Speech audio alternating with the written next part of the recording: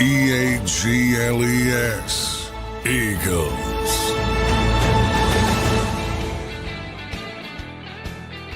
Good morning, everybody, and welcome into a Tuesday edition of Birds 365 here on JAKIB Sports. I'm your host, Zander Krause. That's my co-host, Johnny Mack, John McMullen. Another day, everybody, 72 days away officially from the Philadelphia Eagles season. We're 28 days away from the Eagles reporting to camp and 29 days away from them taking the field for training camp. Johnny Mack, how you doing on this Tuesday morning, brother?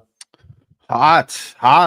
100 degrees hot. So hopefully some Eagles talk will cool some locals off. But yeah, it's a rough stretch, and you start thinking about baseball more than football this time of year. But hey, man, training camp's right around the corner, and it's good to get this heat out early because hopefully we'll have some nice days in training camp instead of 100 where they got to practice at 6 in the morning. Yeah, I love your optimism, though, of because there's heat today, Yes. there might not be heat later in the summer, which is Correct. no guarantee. We'll see. No guarantee. No, and then I also love the analogy you used of maybe tossing some ice on anybody who's hot today with our Eagles takes. That might cool them off a little bit. So good stuff. I've got plenty to talk about today. I do want to welcome and thank everybody for being here. As always, you guys have been crushing it all off season for us. So we appreciate all of our great viewers this morning. Don't forget to hit the like button for us. I'd like to try and get to 150 likes minimum.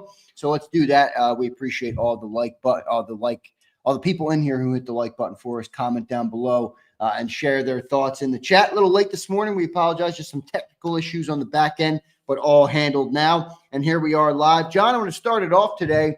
We have been following you and Ed Kratz's Sports Illustrated Top 25. You guys have done this, I think, for the last few years, maybe 3 or 4 years. I'm not sure how long you've done this now, but you guys are down to 21. So we gave 25 and 24 yesterday. 23 actually released Sunday night. So we'll do 23, 22, and 21 today and get the people updated on where we are with the top 25 players on this list.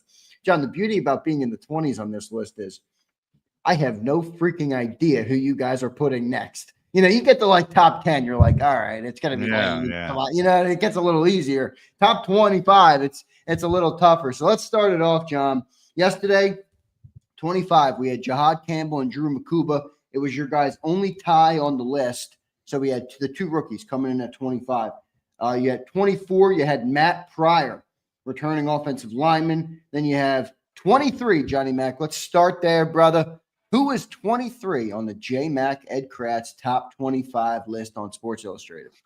Yeah, we were talking before we hopped on here, and you mentioned a Tamu signing. Well, Matt Pryor's already on the list, so this is back-to-back Tamu signings with Adoree Jackson coming in at number 23, the veteran corner. Eagles have long liked him. Back in the draft, they tried to sign him when he was a big name free agent, and he signed with the New York Giants. They wanted him that year. They've long liked the player. Even Nick Sirianni gave him an unprompted sort of shout out at one point this offseason. So Eagles have long liked the player. I think he's versatile. He's capable. He can play inside. He can play outside. He's sort of the insurance policy for Kaylee Ringo. Kaylee Ringo doesn't seize the job, which I think he will, but you could do worse than Adoree Jackson in the cornerback 3 role.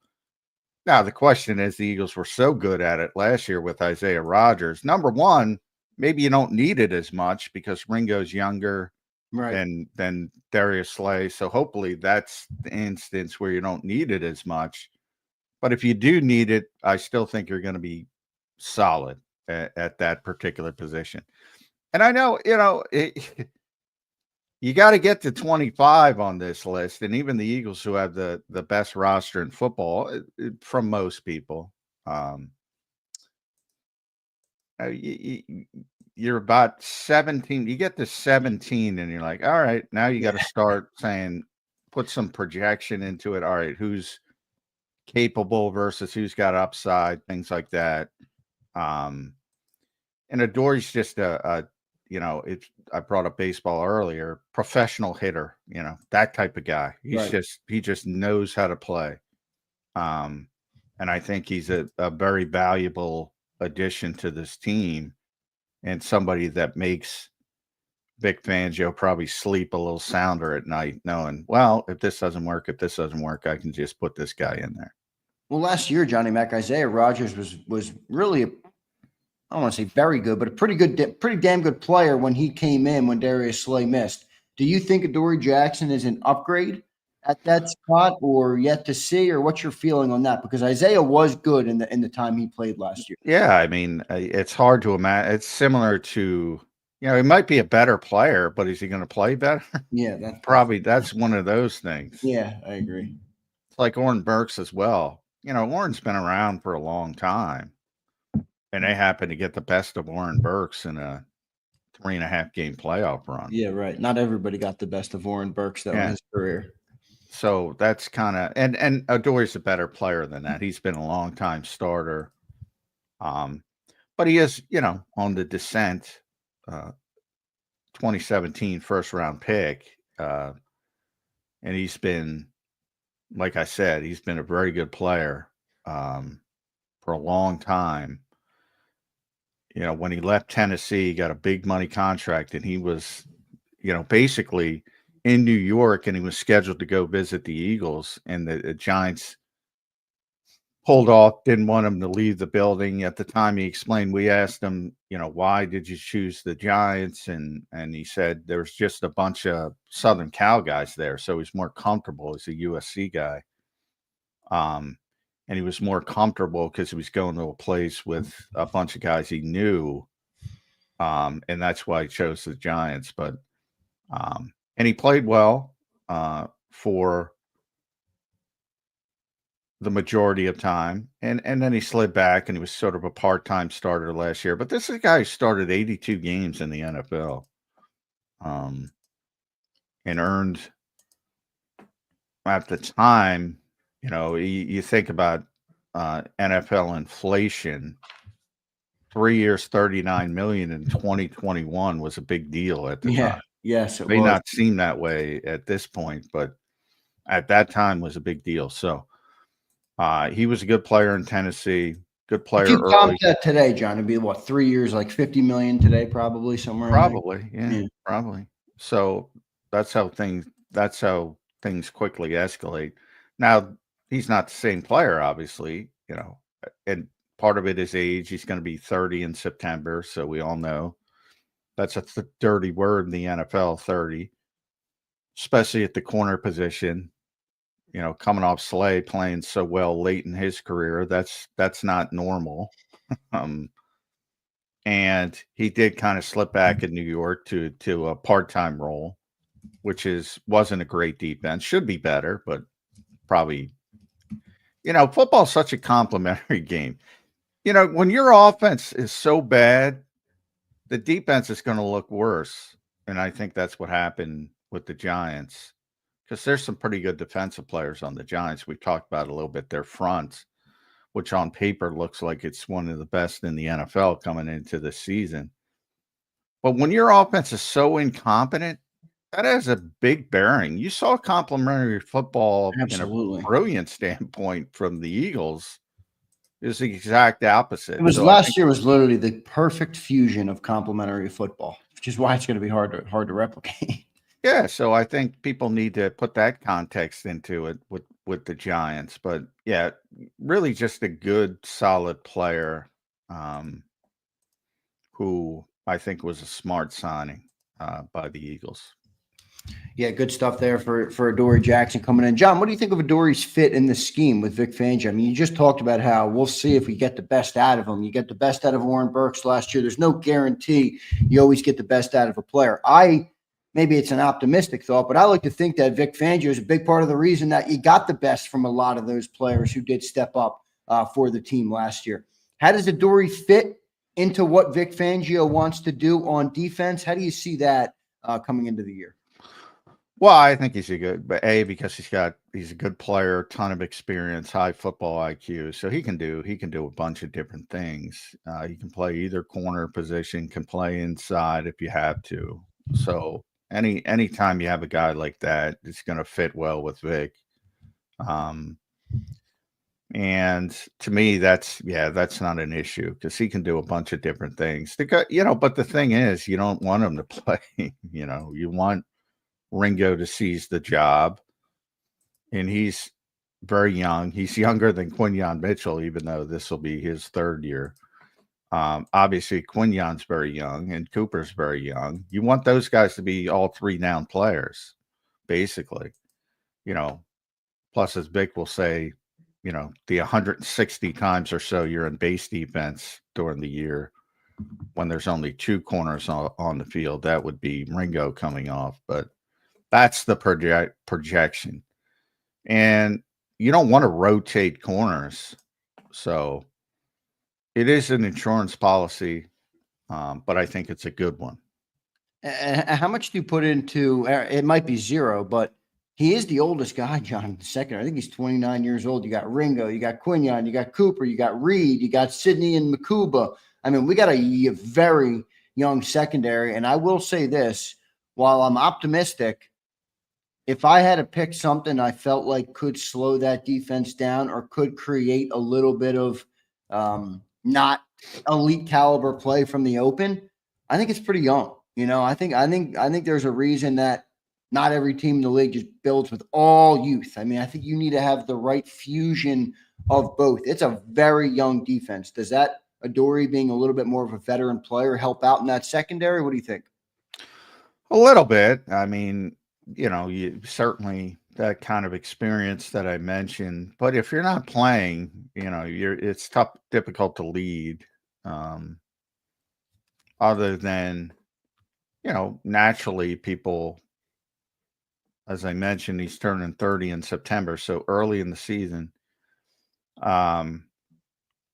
People will gravitate towards him, the younger corners, I would think, behind the scenes. But if you're talking about, Darius Slade leadership or Brandon Graham leadership, you got to play to be that. And he might play, but that would be a negative, I would think, from the standpoint of what the Eagles want to happen. And that's for Ringo to seize the job. There you go. There's Adoree Jackson coming in at number 23 on the list. So, John, as you pointed out, two Temu signings so far on the top 25, but we are down at 25. Yeah, everybody. I mean, you can't knock it too much. Even the best rosters in football will have to have some guys down here that have question marks, and like Johnny said, some projections. John, let's move on to 22 on the list. Creeping down. 22, Johnny Mac goes to who? Jahan Dotson. Ooh. Everyone's favorite. I'm joking. I think, I've said it pretty consistently. I think this is the best wide receiver 3 in the Nick Sirianni era, by far, pretty much. I don't think a lot of people know that yet because they don't use the wide receiver 3 here is not going to get a lot of traffic for 2 reasons. One, it's a run heavy offense, and 2, it's, AJ's so good and Devontae's so good. And Dallas, throw Dallas in there as well. It's so good. So you're talking about the fourth, the fourth sort of guy in the passing offense. And one of my favorite moments ever, which I probably have said in the past, is, Doug Peterson breaking down, not breaking down, I'm exaggerating, but there was a time that Mac Hollins was playing very early in his career due to injuries. The Eagles were in that situation where they didn't have anything at wide receiver. And Mac Hollins was starting at wide receiver, and he went about 2 or 3 games without getting even a target. And he was getting a lot of questions about it. He broke down at one point, and he's like, "Gee, guys, he's like the 6th option. You should be ripping me if I'm getting to football. I'm designing plays for him. I think a lot of people don't realize you don't design plays for your fifth and sixth option on offense very often. You may come up with something where you want to fool somebody. Yeah, right. I remember the Zach Pascal touchdown a couple years ago where that was a nice job by Shane. But there's no volume. You're trying to fool somebody on a given play. You think you have something, and in that case, it worked. If the Eagles had it, I think people would recognize if the Eagles had a higher volume passing offense. I think because Jahan Dotson was the 16th pick in the draft. Now, he probably was overdrafted. Didn't work out in Washington. But one thing when you're up that high, you're gifted. And when he's here, like nobody's paying attention to him. And he's always matched up against the third best corner for the most part on the other team, who can't deal with a guy with that physical skill for the most. There's very few third best corners that can deal with a guy with the talent level of Jahan Dotson. And you started to see it late in the season, the Giants game week 18, where they didn't play the starters, and then in the playoffs, very little he had the touchdown against Green Bay, had the should have been 3 big catches against Kansas City in the Super Bowl. And you saw the matchup advantage the Eagles have. It's nice to have. And, I don't project a lot of volume, but Nick has said it pretty consistently when talking about his third receivers in the past, whether it's Quez Watkins or trying to get the last piece, the last little bit of toothpaste out of the Julio Jones tube. You're not going to get a lot of traffic as the third receiver on the Eagles, but when the football comes your way, you got to make the play. And that's what Dotson was doing late last season. Exactly, especially in that Super Bowl. Big play came his way. He made the play. Got to give him credit for that. But John, realistically, what option is he? I mean, you got AJ and Devontae, you got Goddard, you got Saquon, you got Jalen Hurts. Could you even toss Calcaterra above him? I felt like Jalen went to Calcaterra more than he went to wide receiver 3 last year. I think in the passing offense, he's fourth, behind AJ and Devontae in Dallas, and then it's Jahan.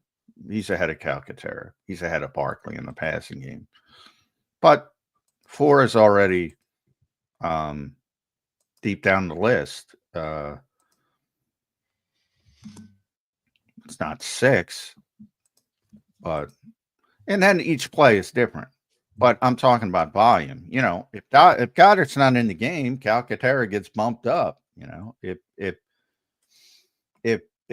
AJ's taking a breather, Jahan gets bumped up. Or that rarely happens, obviously. Or Devontae, he gets bumped up. So it's all contextual as well. But I'm talking about the enormity of the season. And I think you'll see. Remember, he got here on August 22nd, I believe, last year. So he didn't have an off season. He didn't have a training camp for the most part. And this year he's around the whole time. He's already developed that. It took him a while to develop the chemistry. It takes a while for Jalen to trust his guys. Now he trusts them. So I think it'll be better from that standpoint. Yeah, and I think it's a big advantage. It's one of those not a lot of people talk about it, but there's maybe 2 or 3 third corners in football that could deal with somebody of that talent. You normally don't have a third receiver with that talent. And the Eagles do. And they're only going to have it for 1 more year, but they should take advantage of it when it's here. But that's, do you need to take advantage of it? Probably not. Right. They should a little bit more.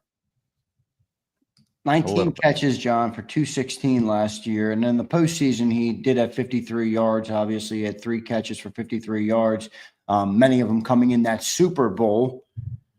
You think that goes up? I know you're not a stat projection guy, but I'm simply trying to gauge the use rate of Jahan Dotson, because I'd love to say, hey, it's going to go up, but Well, I think it is from just what I said. He wasn't here till August 22nd, so it took a yeah, so he's while. more ingrained. But Yeah. my problem is this, like, even if we predict that the offense changes a little bit this year and they do pass more by either by design or by necessity based on what defenses are doing, call it 20% increase. Jalen's looking at 25 to 27 throws a game. All right. You got AJ, you got Devontae, you got Goddard. Like, I don't really see, even when you have a running back like Saquon and you can run the ball like you do, I don't see him being able to get the ball a lot. And it's not even a knock on the player. It's just the nature of the beast. No, it's not. It's not. It's never going to be a high volume position. But that doesn't mean he's not a good football player. I'm not thinking high volume. I was thinking 500 yards, but I don't think that's realistic either. Well, it's a little bit more realistic because he's here. And like I said, it generally takes a while for Jalen to trust people in the offense. And now I think he does. So I think he's going to be more involved. Whether it spikes that much, that depends on the effectiveness. Like, again, complementary football, that depends on the effectiveness of the running game, the health of the other wide receivers. Obviously, if he's playing, he's going to beat that. If unfortunately somebody else gets hurt, so a lot of things factor into that. That's why I don't like stat protection. I mean, how many games is AJ going to miss? 4 games again? Well, if that happens this time, I think, he might have a 70-yard game. He might have an 80-yard game. And all of a sudden, bang, you're right there. Yeah, right. Because I think, this time, Jalen he's on his radar more because they've developed that chemistry. It's really hard to develop chemistry in 2 weeks. Yeah. They traded for him literally at the end of camp last year. So not a lot of time last year for him. So he is in. Jahan Dotson coming in at 22. So we got Jahad Campbell and Drew Makuba at 25. Matt Pryor, 24. Adoree Jackson, 23. 22, Jahan Dotson. And now, John, let's move into 21. Who is 21 on the list for the Ed Kratz, Johnny Mack, top 25 Eagles? Well, we just talked about Adoree Jackson, 21, coming off a strong spring and set to seize the job is Kelee Ringo at corner. I'm surprised he ended up above Adoree. I mean, it makes sense because he's supposed to be the starter. So I was hoping he was above Adoree, but knowing you, and I guess Ed maybe slanted this, like on your list, on your 25, not Ed's, did you have Kelee above Adoree? I don't have it in front of me because I was having computer problems, but I will, when we go to break, I'll get it. Right. But you see what I'm saying? I thought you'd go with the more I established player. Yeah. As a matter of fact, let me backdoor it. I'll tell you. All right. I had Kelee at 24 and Adoree at 25. Okay. So right next to each other. Yeah. And, wow. Ed must have had Ringo higher then. I'm trying to find Ed's. I'm trying to backdoor it. Sorry, I'm asking you to do a bunch of shit on the fly here. No, well, normally I have it, but I know the computer crap. That's why we were 5 minutes late this morning. Trying to match computer when kicked a can for a second. Yeah, so yeah, I don't have Ed's in front of me, but I'll try to find Ed's. But yeah, Ed obviously was higher on both because they landed higher. So but that's the thing. As I said, once you get, it was about, and now that I have mine,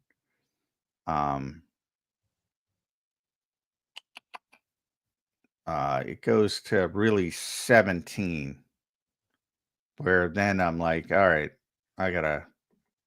you really gotta start projecting and figuring out who you like and who you think is maybe underutilized and things like that, or guys who have upside. like Campbell and Makuba are the first example to me. I had Campbell on my list. Ed had Makuba. Ed went with, well, Makuba's going to play early in the season, and he's probably right. I'm like, I don't give a shit. If Campbell's out there by week 8, who cares? Right. You know, he's a better player. So I don't know. I'm not worried about the first 6 games of somebody's career, similar to Cooper last year. It's like, who cares? It's about a longer term, but yeah, I mean, I had him right 24, 25. So, and I think at this stage, Kelly's, it's hard to say because one, like I said, one was the 18th pick in the draft, but I'm one of those people that believe if Kaylee Ringo went back to college, he would have been a first-round pick. You know, he was so young. He's the youngest player in the NFL when he's drafted. Yeah, and he was very good in the SEC. This is his third year in the pros, and he's still younger than Quinyon Mitchell. That's how young he is. So I think there's tremendous upside with Kaylee Ringo. And the thing is, now you can go back to Eli Ricks' senior season, also at Alabama. And you can go back to the pre-draft, the goopy mock drafts before the college season started, because people do those all year round. And there are a bunch of them that had Eli Ricks as a first-round pick. A bunch of them. But he didn't play that well, and he was expected to be a big star at Alabama, and he ended up going undrafted. And he's still around. He's still got an opportunity. So I'm not saying things could have went wrong if Kaylee Ringo, but here's the difference. Eli, which I bring up all the time, ran a 4.6. Keely's 6'2", 205, running a sub 4.4. Trust me, he would have been a first-round pick. Yeah, right. So he's got tremendous upside, but you're what do you want? Do you want the upside or do you want the veteran steadiness? Then I would say, if you want the steadiness, I'd say, well, then play Adoree. But if you want the upside, I'd say play Kaylee. And that's what the Eagles are obviously shooting for. Yeah, but that's a tough thing. I mean, if that upside's not going to be realized until 2026 and you're trying to win a Super Bowl in 2025, I mean, well, could that be here's the thing. If you really believe in the player, it's time to, excuse my French, but shit or get off the pot with Kaylee Ringo. No, you're right. I agree. It's year 3. I mean, it's year 3 for the player. So, I mean, you got it. And Jim Schwartz always called him startup cost. Got to get him. You got to start sometime. And even if he struggles a little bit early in the season and he's playing his best football late, great. It's what you want. But you got to get him over at some point. So if you believe in the kid. Yeah, and that point's now, right? I mean, you're not going to do it another year. Exactly. Right? Yeah. It's time to poop or get off the pot. I like that analogy you used there, Johnny Mac. All right, so Kaylee Ringo comes in at 21. All right, and that's going to do it for the 3 names that we have so far. You probably have, 20 coming out today and 19 or just 20? No, that was the one that came out today. 21 was Ringo. Yeah. Okay. Dotson came out yesterday. And I had forgotten Ed did Adoree on Sunday night, so that's my fault. All right, so there we are, everybody. There's the top 25 so far. Johnny Mac and Ed Kratz doing that over on Sports Illustrated. We're following it along here on Birds 365. Those are your first 6 names because the first 25 had 2 names, but overall pretty good. I think we're in the bottom part where it's harder to get players than it is at the top. But overall, solid list so far. Johnny Mac, that's the top 25. We'll take a commercial break. I want to thank everybody for being here this morning on Birds 365. Any super chats, by the way, today in hour number 2, we will take on the show. So we appreciate all of your guys' support of the show as well. Let's get to our commercial break now. When we come back, I want to talk a little Antoine Powell Ryland. And then in hour number 2, I got some A.J. Brown talk. Let's have some A.J. Brown discussion. So we'll do all that coming up next here on Birds 365. We'll be right back. Welcome to the Jet Setters and the High Rollers, to the Shot Takers and the Tastemakers. Welcome to the Viewfinders, the Thrill Seekers, and the Night Owls. Welcome to everything you could possibly want on one 5-mile island. Welcome to the Wildwoods. Book your stay today. The following is a real testimonial from the father of a young injured victim. I didn't think she was going to make it. Major Perry's daughter was the victim of a horrific accident caused by someone else's negligence. If you don't find the right counselor, law firm that you're looking for, you will get lost in the wilderness. Badly injured? Call the Fritz and Bianculli Law Firm at 215-458-2222 and find out why they say, "We got this." In our hometown, we all look out for each other. We go the extra mile to lend a helping hand. We step up to keep our communities going strong. And at Independence Blue Cross, we're here to keep you going strong. We've been deeply rooted in our communities for more than 85 years. And that connection to members has earned us our spot as the #1 health insurer in the region. So while you look out for your neighbors, know IBX is always looking out for you. Your financial future is on the line. Are you ready for what's next? At Leone & Company Wealth Management, we help young professionals, business owners, and pre-retirees navigate the complexities of building and protecting wealth. For young professionals, we'll help you grow your wealth, plan for your future, and make the most of your hard-earned dollars. For business owners, we provide strategies to protect your company, manage risks, and create a lasting legacy for both your business and personal wealth. For pre-retirees, we'll design a plan to secure your retirement, ensuring you can live comfortably and confidently in your next chapter.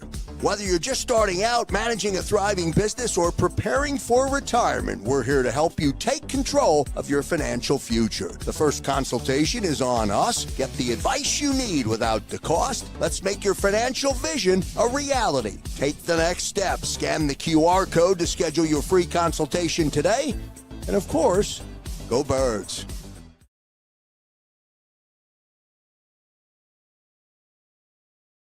Welcome to the Jet Setters and the High Rollers, to the Thrill Seekers and the Night Owls. Welcome to everything you could possibly want on one 5-mile island. Welcome to the Wildwoods. Book your stay today. EAGLES, Eagles.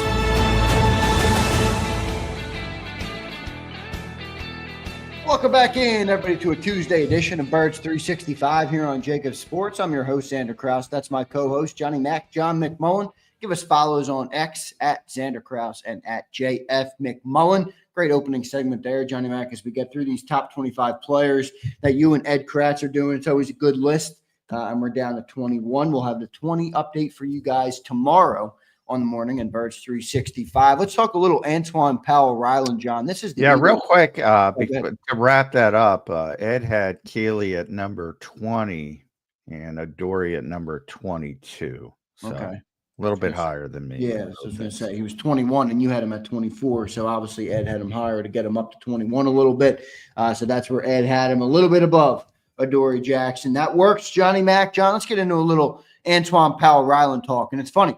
I didn't think we'd be having this conversation about Antoine Powell Ryland. He was the Eagles' 6th round pick. He was the last pick of the draft for the Birds, and they took a lot of players. Number 209 overall out of Virginia Tech. But this is a guy that registered 16 sacks in 2024 and 25.5 over his last 2 seasons at Virginia Tech. Now, ACC production is not NFL production, but with what's going on at the edge rusher room, there's a chance APR has a chance to make an impact or at least have a window for playing time in Philly. What do you think of this player, John? Just overall, before we get into some of these specifics, I didn't think we'd be having this combo on Antoine, but here we are.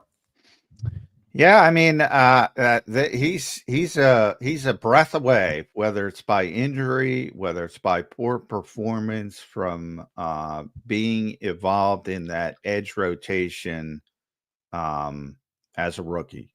And when you look at the Eagles draft, and as you mentioned, it was a large class. They had 8 picks on day 3, and other than Ty Robinson, who is kind of the opposite. He's like penciled in as the 4th man, and he's got to hold off, which I think, by the way, is another underreported story. Like, don't sleep on Thomas Booker, who's been here, Byron Young, who's a guy that they claimed on waivers and was a 3rd round pick, 71st overall, another Alabama guy.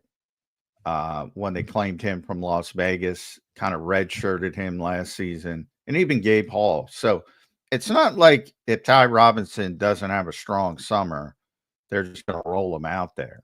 So now the other end, and by opposite, I mean Antoine Powell Ryland. Well, you're penciled in with Smith, Nolan Smith, who should be healthy by then, Jalix Hunt, and then 2 more Temu signings, Azeez Ojulari and Josh Uche. But if Ojulari or Uche don't impress, or even Jalix Hunt for that matter, Nolan's going to be there. It's just a matter of how good he is. Is he a true number 1? But he's proven that he's a player. Everybody else, it's kind of like, well, there's a negative path you could see, and all of a sudden you might need them. So I think of those 8 picks, other than Ty Robinson, he might be the most likely to play. Drew Kendall, Kyle McCord, Miles Hinton, Cameron Williams, that little cluster, and really I'm talking about Kendall, Miles Hinton, Cameron Williams, the offensive linemen, they're not playing. Eagles love Kendall. They love Hinton's upside. There's just no path. There's no path. Yeah, they're not playing. Mac McWilliams, he's going to be the 5th or 6th corner, depending if they keep Eli Ricks and what happens with Eli Ricks. You're going to have a bunt. We just talked about Adoree Jackson. He can play anywhere. If anybody gets hurt, Adoree's going out there. So it's very unlikely that he gets much playing time. Spawn Munden, same type of thing. Now, he's early in the season. He might be in the conversation because he's a heartbeat away. With Trotter and Zach Bond. But Campbell's going to be there at some point. Jacoby's going to be back, and all of a sudden, Smiles way down on the list. Kyle McCord's obviously going to start as a 3rd-string quarterback. And that leaves Antoine Powell Ryland, who's got a chance. Now, he's got to play well in the summer. As you mentioned, his sack production at Virginia Tech, best in the nation over his final 2 years.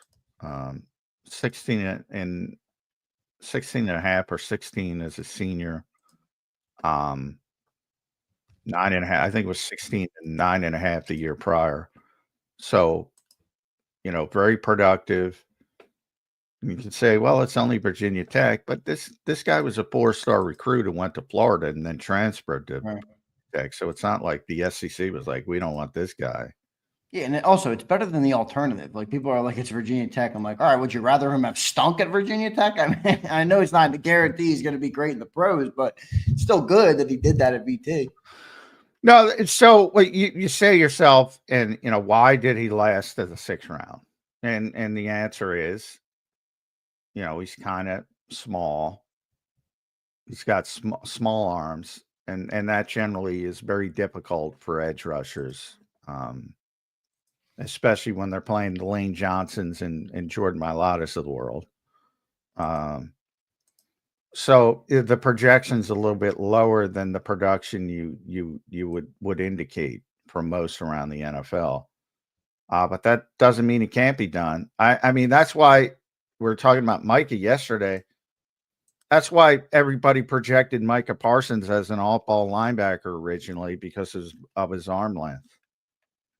because nobody watching that film, like, oh, that guy can't rush the passer. But he had, and I'm looking at Micah real quick, he had 31.5-inch arm length.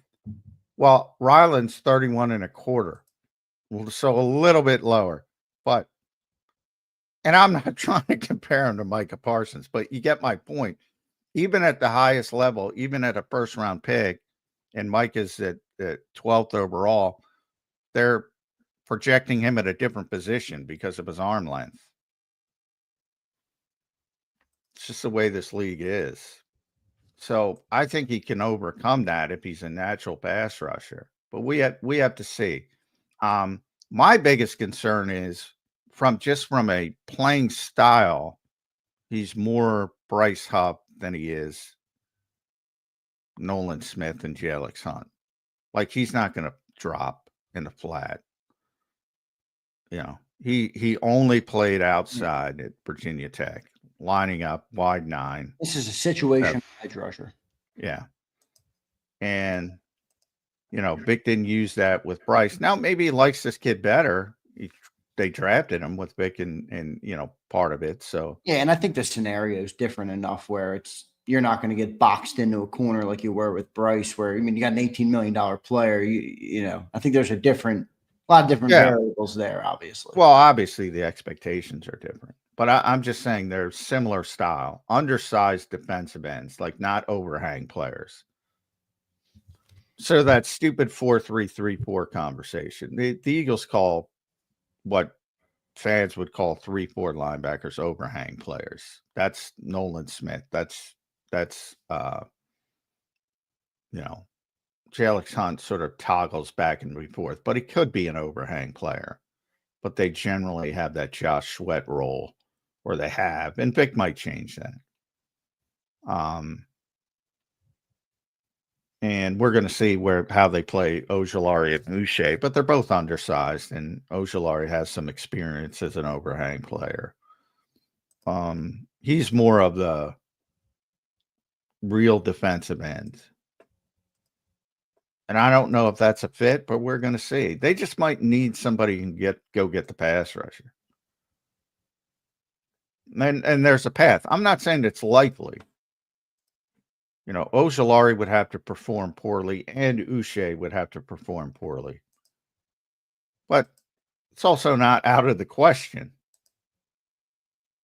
And I still say I could see one of those two getting cut if they have a poor summer. More likely Uche than Ojulari, because they gave him a little bit more money. But it's not so much to where they can't cut him if he doesn't perform well. And, you know, next up would be Antoine Powell Ryland. So he might be a little bit more important than people think. And I certainly think he's going to be here unless he has a really, really poor summer. And at some point, the Eagles might have to go outside the organization, as we talked about. I think this player could be pretty good, Johnny Mac. I mean, I know I'm obviously being optimistic, and he hasn't done shit in the NFL, but he does have the skill set, at least, to get after the quarterback. Couple him with a guy like Vic Fangio, who I watched make Oren Burks good last year. How many guys did Vic Fangio get the most out of last year? I feel pretty good as that being a barometer for what he's going to do with these other players that have maybe a lot of potential but need to realize it. I think APR could be a pretty good player on this team. Maybe not this year, but I think he has pretty good upside, APR. Well, I think there's decent upside. You know, again, everything's relative for a 6th-round pick. And that's what you're looking for. That's what Howie said. You know, he doesn't want backups. He wants guys who can develop into starters and have starter traits. And with Powell Ryland, it's about his natural ability. He's got a much bigger pass rushing bag, so to speak, than most rookies. Like most rookies, you have to teach, even higher level rookies. They might have speed, they might have power, but they don't have both. They don't know how to use their hands, their technique, and then they go against tackles who understand how to block, and they're screwed. Jalen Son talked about it. It's like you didn't get within 4 feet of Jalen Hurts at any point when he was out there in practice. And that is helping him, learn. All right, and Lane and Jordan help him. All right, do this, try that. He's a little bit more advanced just from a technique standpoint. Not a little bit, a lot. And sometimes, one thing pass rushers have in common, all of them, whether they have 31-inch arms or 34.5-inch arms, which everybody wants, and that's they're relentless. Right. They never stop. And he's got that. But he's got, like I said, other than Ty Robinson, he might have the easiest path to playing time as a rookie up to day 3 guys. Everything he does well, Johnny Mac, 9 forced fumbles in college. Well, and the Eagles like that. Yes, they love that. The punch out. So I don't want to get people too excited because I said, traits, he reminds me of Bryce Huff more than, and that's, to your point about Oren Burks and all those. Back seven is a little different from the front. There's some, those guys, it's just like, all right, play your gap, play your technique, go get the quarterback or stop the run, whatever you're trying to do. There's not a lot of, you got to be instinctual like N'Kobe and Oren or Zach Bond. And, in the secondary, there's a lot of communication. There's occasional stunt and things like that, but it's a little bit different up front than it is in the back seven. So with those guys, it's more of, go get the quarterback and on the way, stop the run. Right. That's more Jim's philosophy, but Vic's a little bit more encompassing because you do have to drop as a flat defender. You do have the occasional stunt, but it's not like Oren Burks, where it's not like, rookie defensive backs who've got a lot of communication to deal with and all that shit. Yeah. I wonder if APR could carve out a role where he's here for, unforeseeable future, at least a contributor through his rookie con. It's harder for guys. I mean, when I think about 5th and 6th round picks, I think the reason that APR is so interesting to me is because for the guys who come and don't really have a path, a lot of times they fizzle out, like even Anaya Smith and Johnny Wilson. And I know it's not a perfect example, but we have A.J. Brown, Devontae Smith. There's no path for them. None. Now, maybe to be a backup or to be the 4th or the 5th, maybe, but they haven't even seized that. So I don't view them as like, all right, what can they do? With APR, I feel like defensive line. Yeah, but you haven't seen him yet. Huh? You haven't seen him yet. Yeah, that's true. Well, you remember. The path is there as you laid out. Well, I talk about opportunity. That's the reason he's got more of an opportunity than those other guys. Like Kendall, to me, is like that's a rock solid day 3 prospect. He's going to be a starting center in the NFL. I don't know where. It's not going to be here, but he's going to be a starting center in the NFL at some point. But he's blocked here. As you just pointed out. You remember how hyped up people were with, you mentioned Johnny and Anaya Smith and Trevor Keegan and Trot last year. I mean, people were talking the starters. Could he start? Could Keegan start? Could Trotter start? Not so much Anias because he was having a bad camp, but before camp started, people were really excited about those players. And now look at them a year later, as you point out. Now, all 6 rounders are blocked, but they're a better pass, as you mentioned. With Miles Hinton and Cameron Williams, well, good luck. You got Lane Johnson, Jordan Mailata, and Matt Pryor, and Kendall Lamb, which, by the way, that I got to correct that Kendall Lamb thing, but I'll get to that. They got no shot. Now, they'll be here, but I'm talking about this year. They have no shot to play. None. Doesn't mean they can't develop behind the scenes. but it's a hell of a lot easier to develop if you're playing. And APR is blocked because, they want Ojulari to be the third guy. They probably want Uche to be the fourth guy. So they blocked, but he's not blocked with Lane Johnson and Jordan Mailata or even Matt Pryor. Yeah, no. That's what I'm saying. So there's an easier path and an opportunity. You can never prove yourself unless you have an opportunity. Yeah.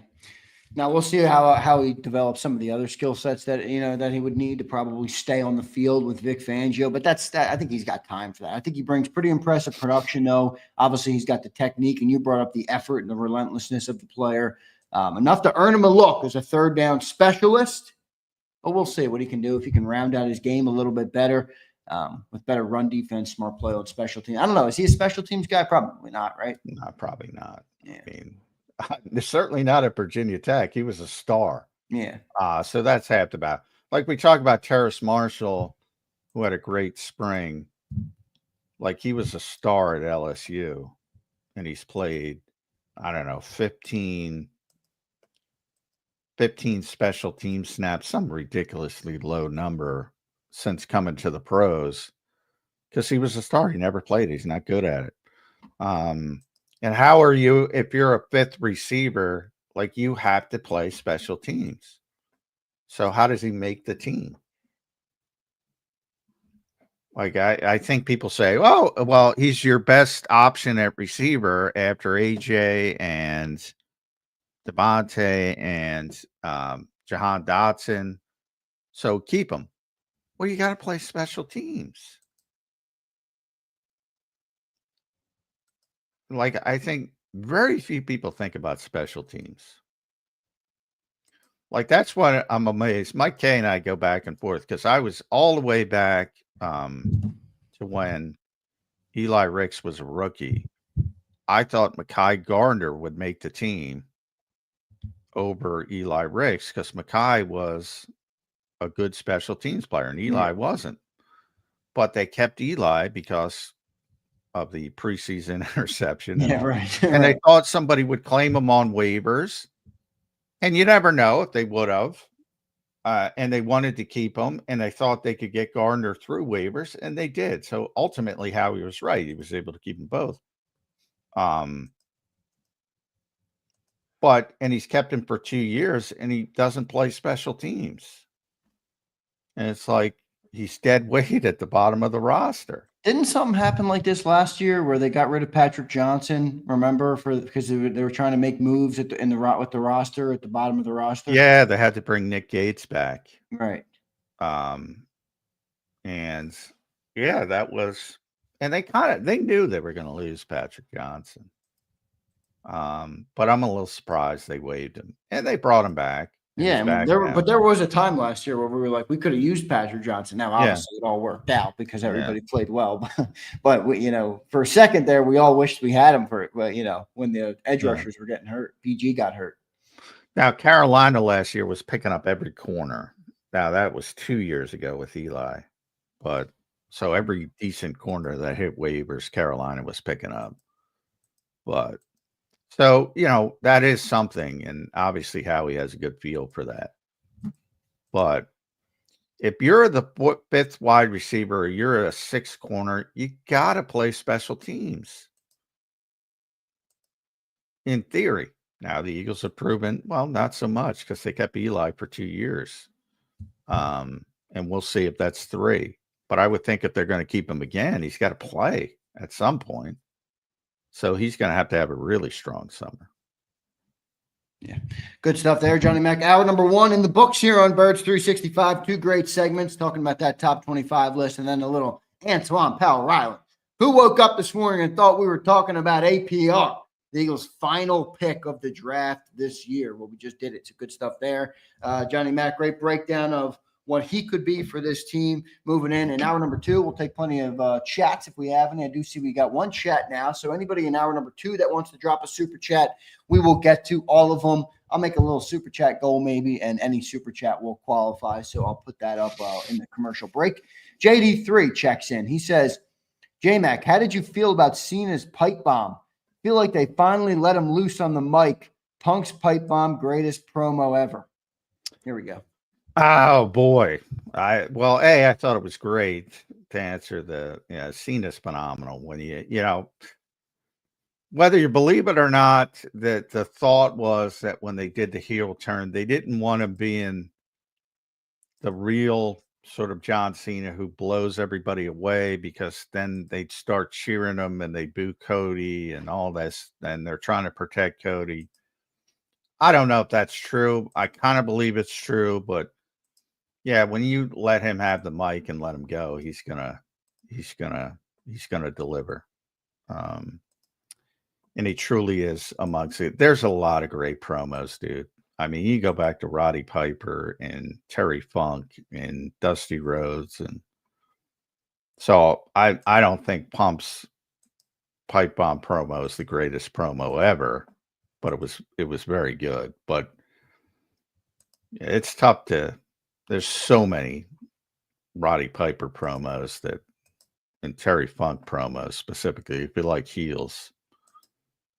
Yeah, Ole Anderson's got maybe the greatest promo of all time. Anybody who knows Ole Anderson.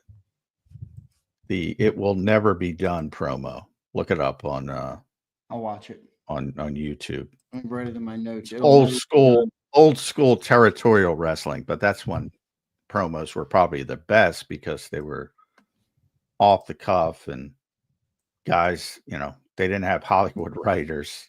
They had to do it themselves. And yeah, look up Ole. What can I ask you just in general? What do you love about like the WWE? Like, because I had some dude comment, and he's like, Johnny Mac's the most logical, rational, non-gimmicky person I've ever listened to, and I've been listening to him for 4 years. And then he's like, I'm a WWE fan, and it just completely shatters what I would expect from John McMullen. I'm like, that's kind of a good point. Like, what is it that? Well, I don't think it is. I think for those are people who don't understand the industry. First of all, I'm a pro wrestling fan. I just brought up Ole Anderson and Terry Funk, and they're not, most of their careers were outside of WWF, WWE, WWF when it first started. But when it's the same as like in movies or entertainment. When it's done at the highest level, there's nothing better. And there's nothing better because they control it. Like when you see Cena's heel turn earlier this year, Right. People were losing their minds. You don't have that moment in professional sports. Professional sports is you're glad because your team won. And that's tremendous loyalty and tremendous. This is like a great movie or a great television show. So people don't understand. It's very logical. When you have bad pro wrestling, it's like a bad TV show or bad, it's pretty shitty. Yeah, right. But when it clicks and you see how many people love it, tremendous. It's one of the businesses I'm most fascinated by, John. Doesn't mean I'm the biggest fan. I've just never gotten into it in my older age, but I'm very fascinated by it. Yeah, so to me, it's very logical. I think it's only illogical to people who don't understand the business, which, back in the day, there was a carny aspect and they tried to fool people. And there were a bunch of, Southern goofballs who thought it was real. But for people who understand what it is, and now they don't try to, fool people. Yeah, for what it is, it's completely logical. It's the highest moments of wrestling are way bigger than anything else because they are scripted, and you can put it together perfectly if you do. Now, some people would argue the NFL is scripted, and they have argued, but it's not. And that's more about loyalty to your favorite team, whoever that might be, the Oklahoma City Thunder. Like that's tremendous for that fan base. The rest of us wanted to see Halliburton out there, but you can't script it. Good stuff. Great takeaway there from Johnny Mac. Good stuff, everybody in the chat. I appreciate you all being here. Hit that like button. JD3, thank you for the super chat, brother. Good stuff there. We'll talk more about that. We want to talk a little A.J. Brown when we get back, and plenty of things on the other side that we'll get into as well. If we get to it, I got some Nakobe Dean conversation as well here written on my sheet. So if we get to that, we'll get to it. But A.J. Brown, Nakobe Dean talk coming up next, and we'll also do super chats. So anybody that makes a super chat, I'll create the goal now. Anybody that makes a super chat, we will respond and talk to you about the upcoming season for the Philadelphia Eagles. Or if you're like JD3 and you want to ask Johnny Mac about some wrestling, we'll take those super chats as well. So we appreciate all of you guys. Hit that like button for us. I'm trying to get to 150 likes per show. So please do that for me. Comment down below. Comment in the live chat. We love hearing from all of you guys. Stay tuned, everybody. We'll be right back in 3 minutes on Birds 365. Welcome to the Jet Setters and the High Rollers, to the Shot Takers and the Tastemakers. Welcome to the Viewfinders, the Thrill Seekers, and the Night Owls. Welcome to everything you could possibly want on one 5-mile island. Welcome to the Wildwoods.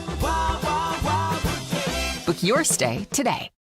The following is a real testimonial from the father of a young injured victim. I didn't think she was going to make it. Major Perry's daughter was the victim of a horrific accident caused by someone else's negligence. If you don't find the right counselor, law firm that you're looking for, you will get lost in the wilderness. Badly injured? Call the Fritz and Bianculli Law Firm at 215-458-2222 and find out why they say, "We got this." In our hometown, we all look out for each other. We go the extra mile to lend a helping hand.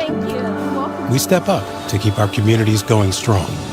And at Independence Blue Cross, we're here to keep you going strong. We've been deeply rooted in our communities for more than 85 years. And that connection to members has earned us our spot as the #1 health insurer in the region. So while you look out for your neighbors, know IBX is always looking out for you.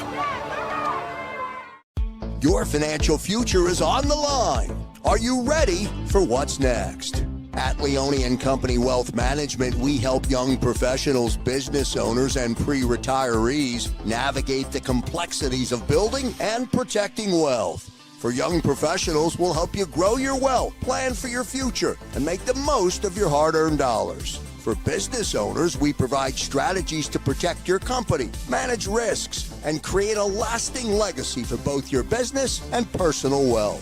For pre-retirees, we'll design a plan to secure your retirement, ensuring you can live comfortably and confidently in your next chapter. Whether you're just starting out, managing a thriving business, or preparing for retirement, we're here to help you take control of your financial future. The first consultation is on us. Get the advice you need without the cost. Let's make your financial vision a reality. Take the next step. Scan the QR code to schedule your free consultation today. And of course, go Birds.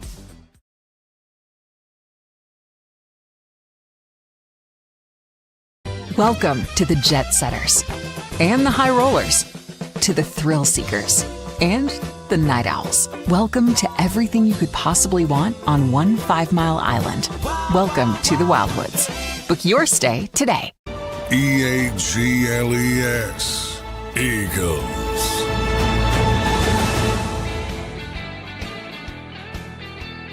Welcome back in, everybody, to a Tuesday edition of Birds 365 here on JAKIB Sports. I'm your host, Zander Krause. That's my co-host, Johnny Mac, John McMullen. Give us follows on X at Zander Krause and at JF McMullen. A great show here on a Tuesday edition, June 24th, everybody. 72 days from the banner drop. 28 days from reporting to camp for the Birds. 29 days till they're on the field. It's all happening quick, everybody. In the it's inside a month, man. I know, man. Johnny Mac, you better get ready, brother. I can see the agony coming through your eyes, Johnny Mac. Come on, John. Get the people fired up. I'm ready to go.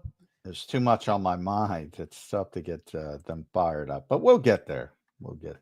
Yeah, no doubt about it. I want to thank everybody for being here again. Hit that like button for us. Good to see my guy, No Limit back in the chat. He says, "Yo, Chet, no." See, we're gonna start to have the people trickle back in for the year, Johnny Mac. All of our seasonals are gonna gotta come stick, back in, man. You gotta stick. Well, we got a lot of them that stick. We've had great viewership all year, really all off season right now. Pretty impressive, up almost 30% in the off season this year compared to last year. So we do thank all the people who are here, but we will see that big surge coming. No limit. Great to see you, brother. You're one of our best viewers. I love chatting with you last year and the season, and good to have you back in here. Johnny Mac, let's talk a little AJ Brown, brother. AJ Brown, in my estimation, is, I'm sure, and I'm just guessing, you don't have to confirm, I'm sure he'll be the #1 player on the top 25 list with Johnny Mac. He's arguably the best receiver in football, depending on who you talk to. For me, it's you take Justin Jefferson, all right, I'll be happy with AJ. You want to take Jamar Chase, that's good, I'll be happy with AJ when it comes to that regard. But last year was a little bit of a up and down year for AJ. I mean, he missed 4 games, and I think that kind of tells more of the story than anything. But you did have a little bit of the drama. You had the book. You had the passing game remark. And you had some of those things. I know they don't matter that much in the grand scheme of things, but I do think there's those conversations that happen behind the scenes. With AJ Brown and this Eagles offense, what do you expect to change from 2024 for him coming into the season? Not much. Second team All Pro. Well, I mean, in the offense, I think he's getting All Pro no matter what. He's that good. Yeah. Chase and Jefferson will probably get a little bit more because they're going to be higher volume. But like you said, he's in the conversation of being the best receiver, and that's all that matters. Really difficult to no matter what you throw at him, he's capable of beating it. Yeah, I'd like to see him stay healthy for all 17 games and 3 or 4 in the playoffs. And last year, we see what the Eagles are when he's not on the field. And that's why I thought it was unfair when they changed. Because it's like, well, AJ's not out there. I mean, it didn't make sense to me. In the case of the Tampa game, AJ Lane and Devontae weren't out there. So, yeah, they weren't going to play well. So I didn't understand that. But again, it's tough to complain about it because they won 16-1 and they were 6 seconds away from going 17-0 when they made the changes. So, in theory, you would think just from the workload standpoint, which I was writing about yesterday with Saquon, it's hard to imagine they're going to do that again. But I think that's more about not willingness. It's more about just it won't line up that way. And you'll have to play a little bit more. You'll be in closer games. You might have to throw it to win a game, couple games here and there. It won't be as perfect as it was last season. And some of that is not even involving the offense. We talked about complementary football. It's right. The defense might take a step down at certain moments, and you're going to have to outscore somebody maybe. So his numbers will probably go back up to where they were, closer to where they were before Saquon got here, which was, 1450, 1500. Will it be 1450? Probably not, because Saquon is here. And that's better than Miles or DeAndre. So probably in the middle, which is where it was last year. If he played 17 games and had almost 1,100, somewhere in there. Yeah, 1079, 13 games. So if he was healthy, you probably wouldn't even have noticed. Yeah, probably would have been 1,400 yards. Yeah. So somewhere in that range. But, the key with AJ is not the numbers. It's just the effectiveness. There's nothing you can do with the guy. Can't out-physical him. That's part of the reason that I want to use him more. It's like, I don't know. In my estimation, you look at a chessboard and you have certain pieces of the chessboard that completely can overwhelm and are a mismatch for your opponent. Use them. Like, use them so much that you use them like you use Saquon. That's how I see AJ. Right? It's not that I want Jalen to have more passing yards. It's not that I want the passing game to be better. I just look at A.J. Brown and I'm like, that guy's a generational player. Get him the football. It shouldn't be that much more complicated than that. It's ironic because of the running back position and where it is, but the reason running backs have been devalued is not because of their impact on the game, as Vic explained last year. It's because of the longevity and all that kind of stuff, and the propensity for injury and propensity for being banged up and the career descending pretty quickly. All that stuff is the reason.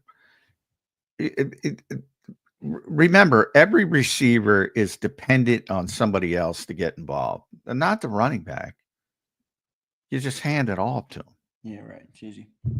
Not easy, but you know what I'm saying. It is easy.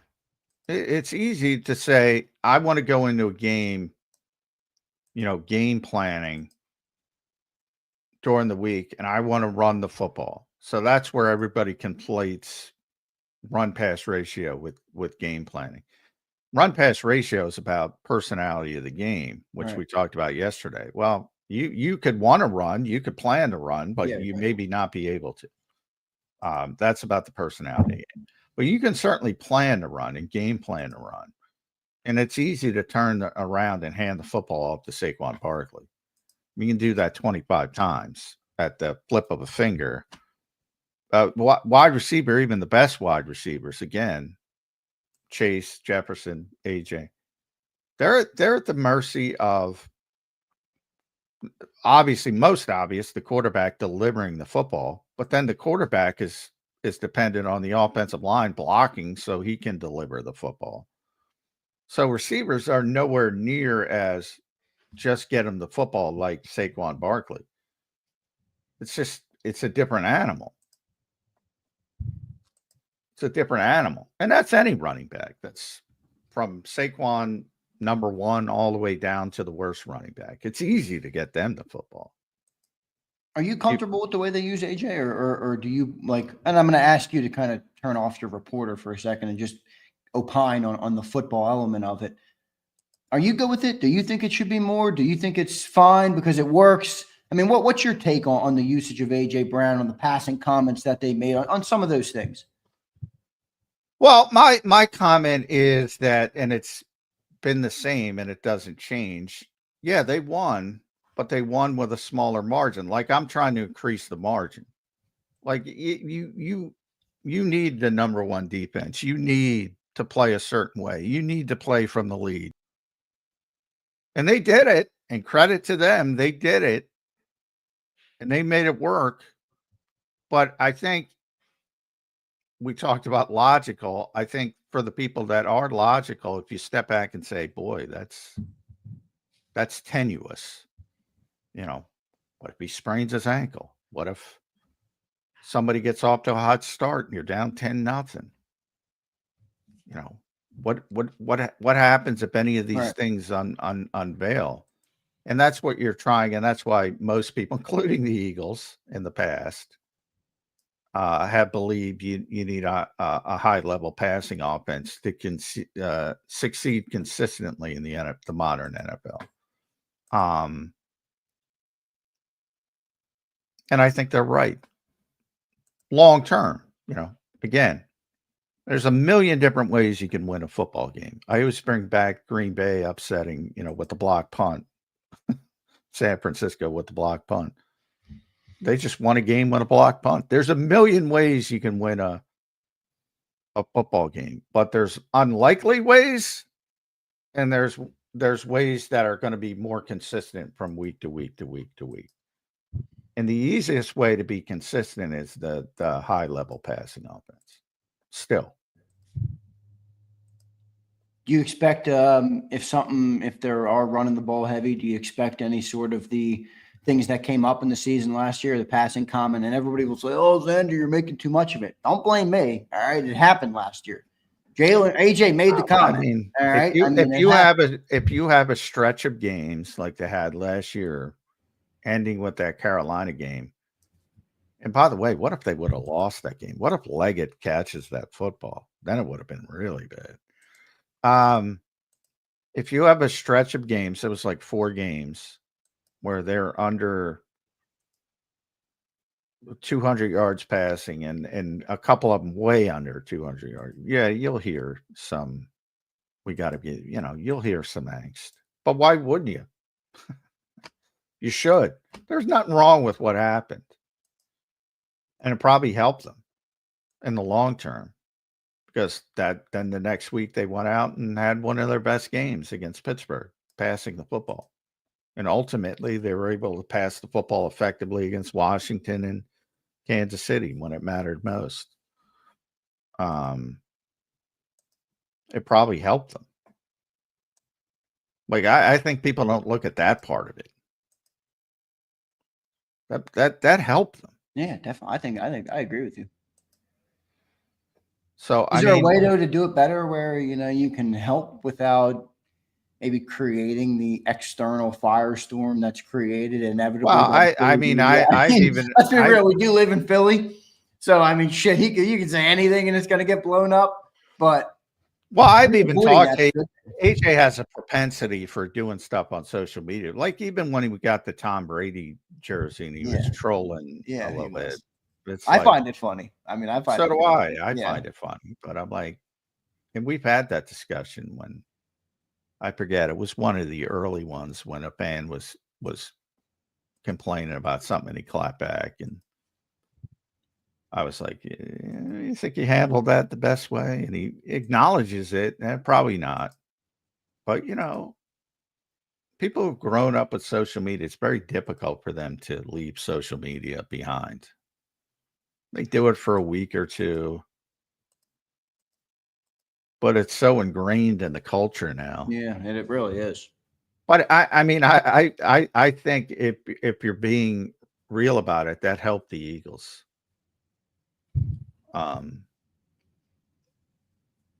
That whole situation. And it wasn't only AJ. It was Lane, it was Jordan, it was Jalen himself. Devontae. Like Devontae spoke much more definitively about it. People forget that because AJ was the clip because it was just passing. And that's it. And Devontae, it does show you though, like AJ's the bigger star because Devontae said a lot more. Like nobody talked about it that week. It was all about the AJ comment. Yeah. But yeah, I mean, there's nothing wrong with, that's part where I do not understand fans. Like if you have a performance like you had against Carolina last year and you end up winning the game because A, it's a really bad football team, and B, Leggett dropped a football that would have won the game. And you're like, well, they won, so don't talk about the bad stuff. I mean, A, that's not our jobs. Like, it's not our jobs to, hey, good, they won. Our jobs don't change if they win or lose or tie or whatever. You analyze the game and you talk about what's going on here in post-game shows. And for me, it's both. And you write, you report, you analyze, and there's often different hats, but like you don't ignore, just like you don't ignore good stuff happening. You don't say, oh, they won the game, so it's all copacetic. No, the story of that game was how ineffective the passing game was. Anybody who doesn't understand that, as judged by, like, we're not goading AJ Brown to do that. We're not goading Devontae Smith or Lane or Jordan or Jalen to do that. They knew. So that part I don't understand why people have such a problem with that. It's like it's right in front of your face. Yeah, but you have no concern with emotional volatility. I mean, we have seen emotional volatility get the better of sports teams before. I mean, it has happened. It's not. I think it's a pretty strong. I think this is a pretty strong locker room. Now we'll see. Slay's not there anymore, and BG's not there anymore. So maybe it changes, but you still have enough guys. Lane's there. Jordan Mailata has taken over. still have an up strong person, and they've had success, so they know what success looks like. They know what you have to do to get to that success. I think they're better equipped than most teams, I would say, just because they've been through it. You could argue Kansas City and certain teams might be a little bit more, but very few. So yeah, I don't worry too much about that. John, a bigger question here, a little bit more of a longer term, over macro question on AJ Brown. It feels like he's completely ingrained himself in Philadelphia, in the team. He lives in the area now. At least it seems that he lives in the area now with his family, with his kids, with his wife. Do you think he retires as an Eagle? A couple years ago, or even recently this summer, I'm like, no way he retires as an Eagle, making $32 million. There's 2 receivers on the football team. I mean, you see what happens with other receivers. It's very rare for a receiver to go all the way through. But I don't know. I got a weird feeling that maybe AJ Brown, maybe he loves the team in the back end. Maybe Howie and the front office have shown him that they love him, and maybe he is here long term. What do you think? I mean, I don't. That depends on a bunch of different things. Just because he bought a house in South Jersey, I mean, he makes $32 million. He could sell it. He could flip buy it. 8 houses anyway. I'm sure he's got a house in Nashville. He's got more than one house. So yeah, I don't. That doesn't really matter that much, especially when you make as much as these guys. But I think he's happy here. But look at it's very rare the Jason Kelce's and BGs of the world. It usually doesn't happen that way. It usually happens like Slay. Like Slay's obviously didn't start here, but if you can imagine if he did, and he would have been here for 12 years, or you still guys age out, they might want to play more. Somebody might offer him $10 million to keep playing. It's very rare to have guys that play their entire careers with one team for a long period of time. And AJ is obviously more in the Slay category. He started with Tennessee, and he's come here. So I can't say he's going to end his career here. That depends on cap and dissension and how long he wants to play and all this kind of stuff. But I would say people think about that way more than they should, because the Eagles only think about things in 3-year increments. Will he be here for the next 3 years? Yeah, I'm pretty confident of that. And then after that, to be determined. Yeah, we'll see what ends up happening with that. Good stuff there on AJ Brown. Johnny Mac talking about AJ Brown. I think one of the best players on the football team, if not the best player on the football team. We'll see what he can do in the Eagles offense this year with Kevin Patullo. Boy, Kevin Patullo's got to be licking his chops, though, right, John? I mean, I'm a first-time offensive coordinator in the NFL, and I'm not with the Panthers or the Bears I'm with A.J. Brown, Devontae Smith, Saquon Barkley, the best offensive line in football, and Jalen Hurts. I mean, Kevin Patullo, it's all in front of you, my friend. Seize the moment, Patullo. Well, yeah, but Kevin has been here for 4 years, so he knows both ends of it. Yeah, like right now, he's having he's going to be an NFL head coach if they go win the Super Bowl again. Yeah. So he understands the opportunity better than anybody. He also understands the shitstorm's coming at some point. Do you get through it like they did last year? But that was a shit. You just brought up a shitstorm. Like, they weren't that good on offense for a lot of part of the year. Everybody was like, what's going on with this offense? They just said what you just said. They got the best offensive line, the best running back. They got a great quarterback. They got the best wide receiver duo, yada, yada. They got a great tight end. What the hell's wrong? They got the eighth ranked offense. They can't pass the ball. The shitstorm's coming. Can you get through the adversity of it? And again, the only difference between, and people say the only difference between Kellen Moore, most people would say, and Brian Johnson is Saquon Barkley. To me, Saquon's number 2. To me, it's the defense. Yeah. Agreed. From the 31st ranked pass defense to the number 1 ranked pass defense and the number 1 ranked overall defense. Yeah, which that's affects so many more things than people think. I mean, it allows you to run the ball as much as they did last year. You don't have that defense, you can't run that much. No.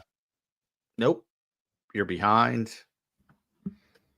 You're giving up 30 points a game like Matt Patricia. You ain't going to sit there and be, hey, let's run the ball. We're down 30-14. Let's run it. Oh, man. Yeah, I mean, yeah, Brian Johnson got screwed by that defense. But I digress. I kind of feel bad for Brian Johnson. I think he's going to be a good offensive coordinator again one day. We'll see when that comes for him. Hopefully it does come for him. That's where Kevin is, man. He could be an NFL head coach or he could be out on his ass. Yeah, between a rock and a hard place. We'll see what he can do. For Kevin Patullo, first-year offensive coordinator for the team. Great stuff there. Let's get to a super chat here. Josh says, what's up, Justin? He says, is there a way we put Kendall at center and move Jergy to guard? Oof. No. More likely the opposite. Move Kendall to guard. Yeah. No. Cam's entrenched, as his 4-year, $68 million extension will tell you.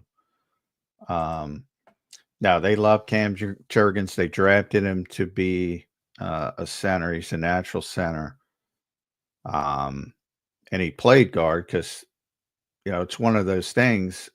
Just when I was talking about with Kaylee Ringo, he didn't play at all as a rookie. And then, you know, you're saying, is he going to sit another season? Because Kelsey kept coming back, and they're like, well, let's give him a shot at guard. And he was solid.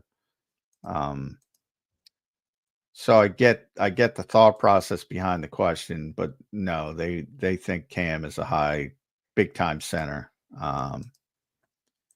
And they like Drew Kendall as well, but if it's the opposite, like he's the one who's got to move, not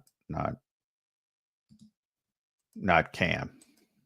Yeah, it makes sense. I mean, you didn't pay Cam Jurgens to kick him over, and I don't think so there. But I do understand where you're going with Josh, and appreciate the super chat. One more super chat here. Devin Shanahan. What's up, Devin? Hope you're doing good, brother. Good to see you in here. Hope your new job, by the way, is going well. I saw your DM. He says, just getting in here, not sure if you touched on it, but Big Z, what are your thoughts on the Trevor Zegras trade for the Fly Guys? Good trade, man. That's a great player from the Ducks. Got get a lot of points, young player. Finally, another good a good established youngster for the Flyers. But Devin, if you don't get a goaltender, you'll never win meaningful games. They haven't had a goalie since Robert Esch, for crying out loud, and he stunk too. All right. What happened to Carter Hart's legal situation? Is that his name? I think it's still ongoing. Yeah. I'm not sure. I haven't followed it closely. He had some upside, right? He had a lot of upside. I mean, I will say it was a little bit more hype than proof. I mean, he was very high upside coming in, but he never quite lived up to it when he was playing. But a lot of time. I mean, he had a lot of time. But goalie is like one of those things. Like sometimes you'll see a goalie come into the league and you're just like, yeah, that dude's a fucking stud. Like that's what happened with the Rangers. They have that Igor Shesterkin. He was like third on their depth chart. And he got there and he was so good. I mean, they gave him a 10-year, $90 million contract. Well, Carter Hart played for the Flyers for a while, even though he's still young. I mean, he never really he was never that dominant when he did play. Who's the guy that went on to win like Stanley Cups? Like Bob Russian, he just won another one this year, 2 in a row. Yeah. Multiple trophies. He's one of the best goalies in the league. He wasn't good enough for the Flyers. Yeah, no. They signed it. They signed Ilya Brizgalov instead, and they're still paying Brizgalov, and he didn't work out very good. Yeah, I've been saying it for years. And people say, hey, Xander, how are you a Philly fan, but you hate the Flyers? And I'm like, I grew up as a goalie, and I loved great goaltending, and the Flyers were the antithesis of great goaltending. So I hated the Flyers, and I liked Marty Brodeur, And then I just grew a hatred for the ugly orange jersey that is the Philadelphia Flyers. So sorry, Philly fans. I am not a Flyers guy. Oh, I thought you were a Flyers fan. No, I'm not a Flyers guy. I'm with you. I believe that jersey's too garish for me. It's man. terrible. I mean, people are like, it's so cool. I'm like, it's trash. It's Yeah, trash. yeah. I'm not a big. I'm not. That might be the first opinion I've heard from you on a jersey before. Normally you fall in the camp of. Ultimately, I don't care. I just don't like big, bright colors that are, giving me a, seizure. Yeah, no doubt. Devin, thank you for the super chat, brother. I appreciate it. Look at that. Sean says, F that Z. Sean, the Flyers stink. All right. They do stink. I mean, you got to be honest. The winter sports in this town have turned into just a death spiral. Yeah, it's bad. And they both used to be so good for so long. What's the update on the basketball? I don't follow it enough. When is the draft? Is it coming up? Wednesday. They go right. They do it the right way. The NBA, man, just get to it. Get it over with. Yeah. See, the NFL would say you could say that, but their ratings are down compared. Well, also the NBA draft's not as popular as it once was. No, it was really popular, when guys would stay in college for 4 years. Yeah. Now they stay in college for a year and leave, so nobody knows the college players. And then you have all these foreign players, European players and such that nobody knows. So it's not nearly as intriguing, I think, for the casual fan. But it used to be much more popular when you had Patrick Ewing at Georgetown for 4 years and everybody knew, what a superstar he was. You just don't have that anymore. Yeah, no doubt. Good stuff. Appreciate everybody for being here. Hit that like button. I'm not sure what we're up to yet, but we do have a great crowd in here, and I appreciate each and every one of you for being here. Even the people that love the Philadelphia Flyers. I'm sorry for shitting on them. You guys need a goalie. Okay, that's what I'll say. Appreciate you all for being here. We'll be right back on Birds 365. Welcome to the Jet Setters and the High Rollers, to the Shot Takers and the Tastemakers. Welcome to the Viewfinders, the Thrill Seekers, and the Night Owls. Welcome to everything you could possibly want on one 5-mile island. Welcome to the Wildwoods. Book your stay today. The following is a real testimonial from the father of a young injured victim. I didn't think she was going to make it. Major Perry's daughter was the victim of a horrific accident caused by someone else's negligence. If you don't find the right counselor, law firm that you're looking for, you will get lost in the wilderness. Badly injured? Call the Fritz and Bianculli Law Firm at 215-458-2222 and find out why they say, "We got this." In our hometown, we all look out for each other. We go the extra mile to lend a helping hand. We step up to keep our communities going strong. And at Independence Blue Cross, we're here to keep you going strong. We've been deeply rooted in our communities for more than 85 years. And that connection to members has earned us our spot as the #1 health insurer in the region. So while you look out for your neighbors, know IBX is always looking out for you. Your financial future is on the line. Are you ready for what's next? At Leone & Company Wealth Management, we help young professionals, business owners, and pre-retirees navigate the complexities of building and protecting wealth. For young professionals, we'll help you grow your wealth, plan for your future, and make the most of your hard-earned dollars. For business owners, we provide strategies to protect your company, manage risks, and create a lasting legacy for both your business and personal wealth. For pre-retirees, we'll design a plan to secure your retirement, ensuring you can live comfortably and confidently in your next chapter. Whether you're just starting out, managing a thriving business, or preparing for retirement, we're here to help you take control of your financial future. The first consultation is on us. Get the advice you need without the cost. Let's make your financial vision a reality. Take the next step. Scan the QR code to schedule your free consultation today. And of course, go Birds.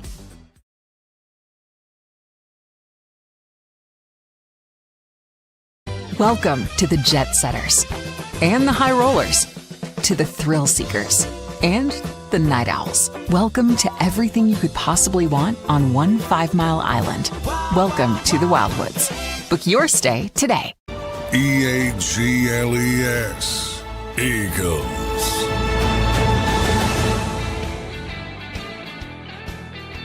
Welcome back in, everybody, to a Tuesday edition of Birds 365 here on JAKIB Sports. I'm your host, Zander Krause. That's my co-host, John McMullen. Give us follows on X at Zander Krause and at JF McMullen. John, as we inch closer to the season, some teams have made some changes. Obviously, we've talked about them extensively here on Birds 365. But always, every year, John, there's a certain amount of teams that are true Super Bowl contenders. All right, last year maybe there's 5 or 6 on a given year. Right now, John, let's run through them. Who do you think they are right now, and how much do you think they've changed from last year? We talk about the change in the NFL from year to year. Well, there's significant change for everybody. Every year, but is there significant change in the Super Bowl contenders this year? What do you think? No, I mean, in the AFC, you look at Kansas City, Baltimore, Buffalo, and then you're waiting for who might make the leap up. Houston's very talented. A lot of people are high on Denver. I'm not quite as high on Denver. Then you have the real leaps, Cincinnati, because they have Burrow. If they figure out, which is unlikely, but such a crappy organization. But you always have to put them in the conversation. I'm more of a Chargers guy than a Broncos guy, so I guess I'd throw them in there. Those are the outliers, though. In the NFC, it's obviously Eagles, Commanders, Lions, although, losing both coordinators. Vikings lose their quarterback. I don't like that. NFC South, Tampa Bay is the only one you could see. And then to me, I think the West is more problematic. Rams and 49ers. 49ers are the sneakiest team to me because they have the last place schedule and still have a lot of talent. And some of it was injured last year that'll be back. So I think from that standpoint, they may be able to get a good record and be in a good position to when they hit the playoffs. But yeah, for the most part, it's the same cast of characters, but that's the way it always is. And then somebody gets good and you're like, wow, I didn't see that coming. Yeah, right. Like last year, it was the Commanders who got good. Like that. Yeah. This year, I would say, and they're already good, but Houston in the AFC, if I had to pick one team, and then in the NFC, probably, as I said, San Francisco, which is more of a bounce back than a full, reboot. Yeah. I'm surprised that you don't think there's a little bit of a regression coming for the Commanders. Well, there might be, but they're a good team. It's a matter of, they won 12 games last year and they made the NFC Championship. They probably, that probably skewed people because they didn't deserve to be in the NFC Championship. No, but I'm really talking about if they went from 4 to 9 last year, I'm like, all right, I could see them taking the jump to 12. They went from I think it was 3 maybe to 12. And I'm like, all right, are they going to fall back in that 9, 10 range? Oh, it's hard to win 12 games. So yeah, it's one of those things. They might win 11 games, so it'd be a better team. And they still might not make the NFC Championship game. The Rams were clearly a better team. But they play the Eagles in the divisional round. Sometimes it's just, how things match up. And obviously, Detroit lost to them, but we all know why they lost to them. They were crippled by injuries. So there was a little bit of luck there. So yeah, they shouldn't have made the NFC Championship game last year, but they did. So anything less will be considered a step back, and it might not necessarily be a step back. So I mean, if you ask me from that standpoint, just from the end game, are they going to make the NFC Championship game again? I would say probably not. So most people will say, well, then they took a step back. I kind of think of it differently.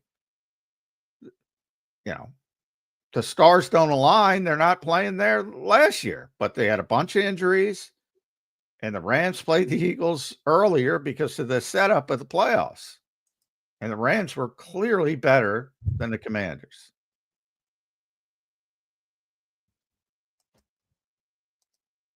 I think the Rams are going to be right there too. I mean, I know you just mentioned them, but I think they're the best team in the NFC outside the Eagles.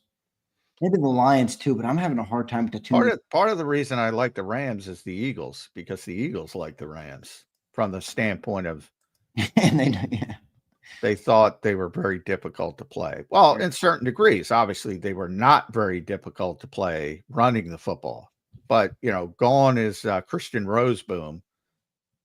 Not that they have, I don't think they addressed it. That's still their biggest problem.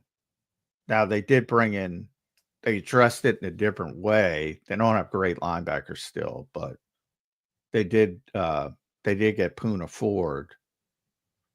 And yeah, I can't say enough about how Jordan and Lane talked about their pass rushers. And that won me over. You think Devontae Adams is an improvement over Cooper Kupp? I do. Yeah, probably. Certainly not MVP, but freaking Triple Crown winner. Sorry, Cooper Kupp. But yeah, he's banged up, and he has been banged up. And that's one of those things. We talk about, what the touches do to running backs. Look at what touches did to Cooper Kupp. Look at what touches did to Michael Thomas at wide receiver. Like, he's not the same guy, but obviously at his height, Cooper Kupp he won the Triple Crown, and Devontae's always been a good. I think they're both descending players, but Devontae's a little bit higher than Cooper Kupp at this stage. Yeah. Good stuff there, Johnny Mac. John, 12 minutes left. Over on the AFC side, I think it's a little bit more interesting. Do you think the Bengals return, John, to the pack? I mean, they have Joe Burrow. It's hard to count him out. Well, yeah. By the way, he should have been the MVP, but nobody's going to give him the MVP. But to accentuate my point, Cooper had 145 catches for 1,947 yards, 16 touchdowns. Ever since that season, he's had 75 and played 9 games, which is phenomenal, but played 9 games, 59 in 12 games, and 67 in 12 games.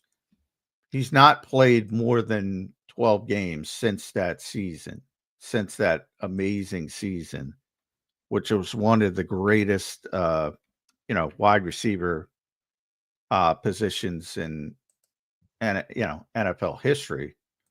And then Michael Thomas, I'm looking up Michael right now. In 2019, he had 149 catches, 149 catches for 1,725 yards. Since then, 7 games, 40 catches. Didn't play in 2021 due to injury. Played 3 games in 2022. Played in 10 games last year. Never the same. Never the same, either of them. After those types of, I don't think people understand that, the kind of beating. That's why I say, Saquon's, we're going to see, but 492 touches. We're going to see. And hopefully he could at least spend it all for a year or two. But eventually it's going to take its toll. Eventually. It's just a matter of when. Yeah. Anyway. We'll see what happens there. Out of the AFC, John, I think the Bills. I like the Bills. Josh Allen's. I like him the best of all the quarterbacks, and I think they've done enough. But I will say, the thing you always say about McDermott is the thing that slows me down on picking the Bills, man. Yeah, what I like about the Bills is they play in the AFC East, and that gives them a leg up to get the number 1 seed. And if you get the number 1 seed, you're in good shape. So that's what I like. I don't think they're the most talented team. I like Josh Allen. Obviously, how could you not like Josh Allen? But I do think he's a little bit too reckless still. I think he needs to find a better sort of give and take. But that's nitpicking. That's why I had Burrow ahead of him, Lamar ahead of him. But that's it. I mean, that's it. Yeah, that's not a bad list of people ahead No. of you. I have him over those guys, but that's just a personal preference. It's like the receiver thing to me. It's if you want to take the other guys, that's fine. I'm happy with Josh. Yeah, and he's a little bit too reckless. That's the only reason I feel like he got a little better with that, but maybe not. I don't know. I haven't looked at the numbers enough to know. And part of it's just the style. I mean, is also part of it the necessity. I mean, he's not throwing A.J. Brown, Devontae Smith, Dallas Goedert, and has Saquon Barkley in the backfield. That's for sure. Well, yeah. Well, for many years, for early in his career, they had no running game. All they did was throw the ball. And, a lot of people worried last year when they lost Diggs, when they moved him, what were they going to do? And it was fine. So they don't have stars, but it was fine. Shakir's a good player. Coleman, Palmer, they got a bunch, but they're not stars to your point. Yeah, well, that's the point. I think they lack talent compared to Baltimore, especially. I mean, Baltimore's the most talented team, maybe in football. You think they may have over Eagles now? They may have surpassed now that I'm doing the top 25. Because again, I think the Eagles are better at the top. But once you hit 16, 17, you got a pretty significant drop off for the Eagles. But their top 10 is phenomenal. They're probably still the best when it comes to top 10 players. But they're very top heavy. I think the Ravens are a little bit deeper than the Eagles, but the Eagles are probably better at the top, if that makes sense. But yeah, the Ravens are loaded to the point where, Lamar's going to keep hearing shit until they win one. It's just the way it is. Yeah, I know. I'm having a hard time buying them. I'm not going to lie. Well, that's the reason. I mean, you look at they just added Alexander and everybody's like, oh, geez. You already have Humphrey, you already have Wiggins, who I love, by the way. They draft Starks to pair with Hamilton. They already have Owuze. He's a pretty good player. Yeah. They got, Roquan Smith, everybody knows. Trenton Simpson's a good player. Always good pass rusher. Madubuike is one of the best run defenders up front. Kyle Van Noy's been doing it for a long time. Broderick Washington's a good player. They're loaded. They are loaded. I know Lamar was defending Mark Andrews a couple weeks ago when he was talking. Isaiah Likely, maybe the best second tight end in football. Yeah, he'd be a starter in most places. Yeah. Same with that dude in Pittsburgh. Who's that dude in Pittsburgh that's on the bench? Darnell Washington, is it? Yeah, the big Georgia kid. Yeah, I guess he's not as good as now. Likely's better than he is. But I don't know. Fryermuth's starting there, Pittsburgh, I think. He's a good player, but he's not Mark Andrews. But, Mark's descending. Still got a good offensive line. Probably not as good as it was, but still pretty good. Linderbaum's tremendous. Stanley's still playing at a high level. The receivers, that's what I'm saying. They don't have A.J. Brown and Devontae Smith, but they have Zay Flowers, a good player. Bateman can make plays. Now they have DeAndre Hopkins as a third receiver. Derrick Henry's Derrick Henry. We'll see if he starts the descent. And then you have, should be the 3-time MVP, the 2-time MVP, whatever you want to call him. It's tough to deal with. Johnny Mac, good stuff, brother. We got 5 minutes left to play here on Birds 365. If that 9:56, 4 minutes left to play here on the show. Had some good conversations, John. Top 25 list is shaping up good. I think it's going to get into a territory now where you're just going to start to a little bit more, not obvious, but a little bit more. I might be able to guess who's coming next based on where we get. But well, the top 10's obvious, but I think people are going to be. Then you have the debate. Oh, could you put this guy ahead of this guy and that all that stuff? I think most people would put Saquon number 1 coming off last season. I think there's a lot of people that would put Jalen number 1. I think, but I don't know. Yeah. We'll see. Good stuff there. And then we had a good convo on Antoine Powell Ryland. I'll tell you what, man, I didn't expect to be thinking about him in this way, but I do think he's going to have a good chance, John, to go out there and earn some time and maybe get some plays and earn his keep as a 6th rounder here in Philly. Yeah, he might. As I said, day 3 guys. And number 1, you got to have an opportunity. And he might be, other than Ty Robinson, he might be the one guy who gets an opportunity, where you can see an opportunity. Can't see an opportunity for Kyle McCord, who I love. I love a lot of their day 3 picks, but they're long-term prospects. Miles Hinton, I know they love. Drew Kendall, I think he's going to be a starting center in this league, as I said. Not here, but somewhere else. A lot of people like Cam Williams. Small Munden. Now, Georgia. All these guys. Georgia everywhere, man. But those guys aren't going to have much of a chance to play. And if you don't have a chance to play, it's very difficult. So. Yeah.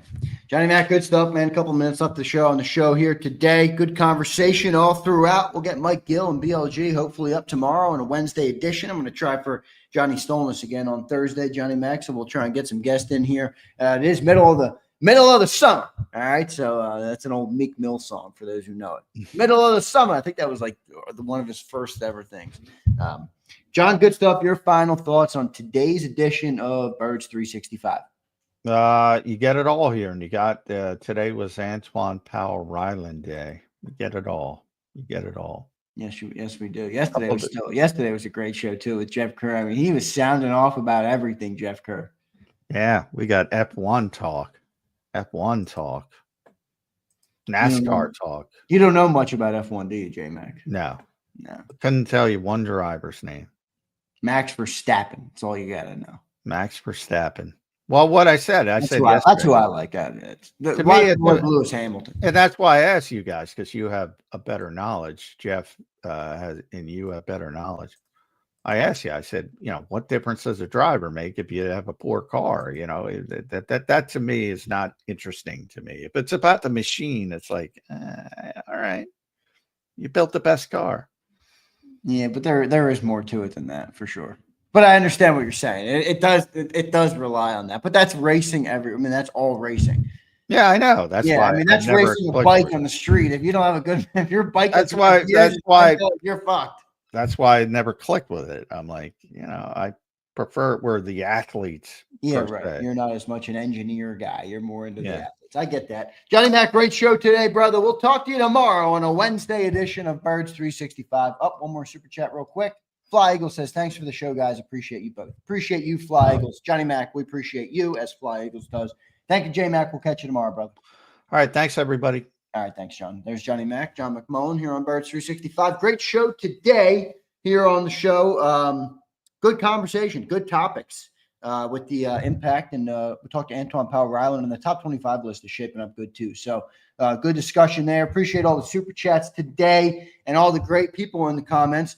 I'm laughing. I'm trying to, every once in a while, the last 10 minutes of the show, you look at the chat. What are the people talking about? Maybe there's some topics they want discussed. Maybe there's some Eagles discussions on their mind. But today we have, as I pointed out in the chat, JAKIB Sports chat is the home to the finest geopolitical analyst in the world. All you people debating about the war is like you know what the hell's going on. All right. Listen, I have thoughts on them. I'm not going to give them to you here on Birds 365. It's not the place for it, and I'm not changing anything. So, but I pray for peace. I say that often. I pray for peace. All right. That's my one take. You want to ask what my take is on anything happening in the world? I pray for peace. I really do. I hate war. I hate that people die in war. I hate any human being in any place, in any country, in any civilization that die for this. But I understand the necessary evil of it. And again, I just try and pray for peace. All right. I try and pray for peace. Dank says, I know enough. Dank, you do you, brother. Keep rocking and rolling. All right. Brian says, I want to know if there's enough time on Zander time. I'm not even reading that, man. I'm not even reading that. Come on, Fleming. That's for the Discord, Xander. Siglord, I haven't opened Discord in probably a month. All right. Xander, come solve ancient Middle East conflicts with us. Together we can. Curtis, that seems to be what the channel is trying to do today. All right. Shady says, only those who profit from it want war. Might be some truth to that. But again, these are discussions I don't really want to get into on Xander time. All right. We could have them. But ask peace. We had deep Xander times last week. I don't want to discuss the happenings of the world. Although I was happy to see that hopefully it's what's happened, but I was hopefully a ceasefire does take place. I'm not sure. Again, I haven't followed it as much, but Hollywood Xander, you cut back on Dunkin'. No, I'm literally Dunkin' deprived, Hogan. I'm Dunkin' deprived. In fact, I got this coffee I'm drinking this morning. You can see I still got a bunch of it left because it's not so great. It's just not that good of a coffee. Not that good of a coffee. And the other thing is I'm in Cape May, and it's like I'm only here till Thursday. I'm out of here Thursday. So I'm back to the studio. All right? I'm back to the studio this week. But most of the coffee shops are like 8 a.m. opening. I'm like, boy, this is a vacation town. 8 a.m. 8 a.m.? The fuck? Yeah, Dirty, you're probably right, bro. I pray for peace, man. I don't want to see anybody die. I don't want to see bombs drop on anybody, anywhere. Whether that's Iran, whether that's Gaza, whether it's Israel, whether it's America, you name it. I like I said, I really don't like war. You want to debate economical politics or, I'll do it. But war just rubs me the wrong way.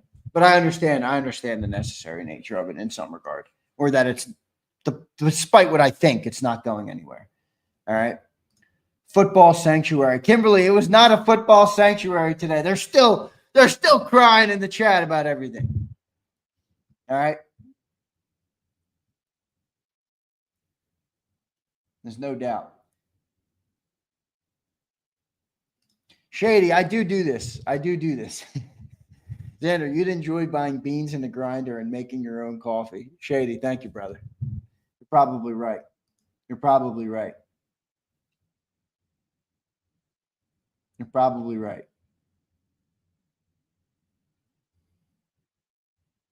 Anybody have a football comment? Come on, everybody.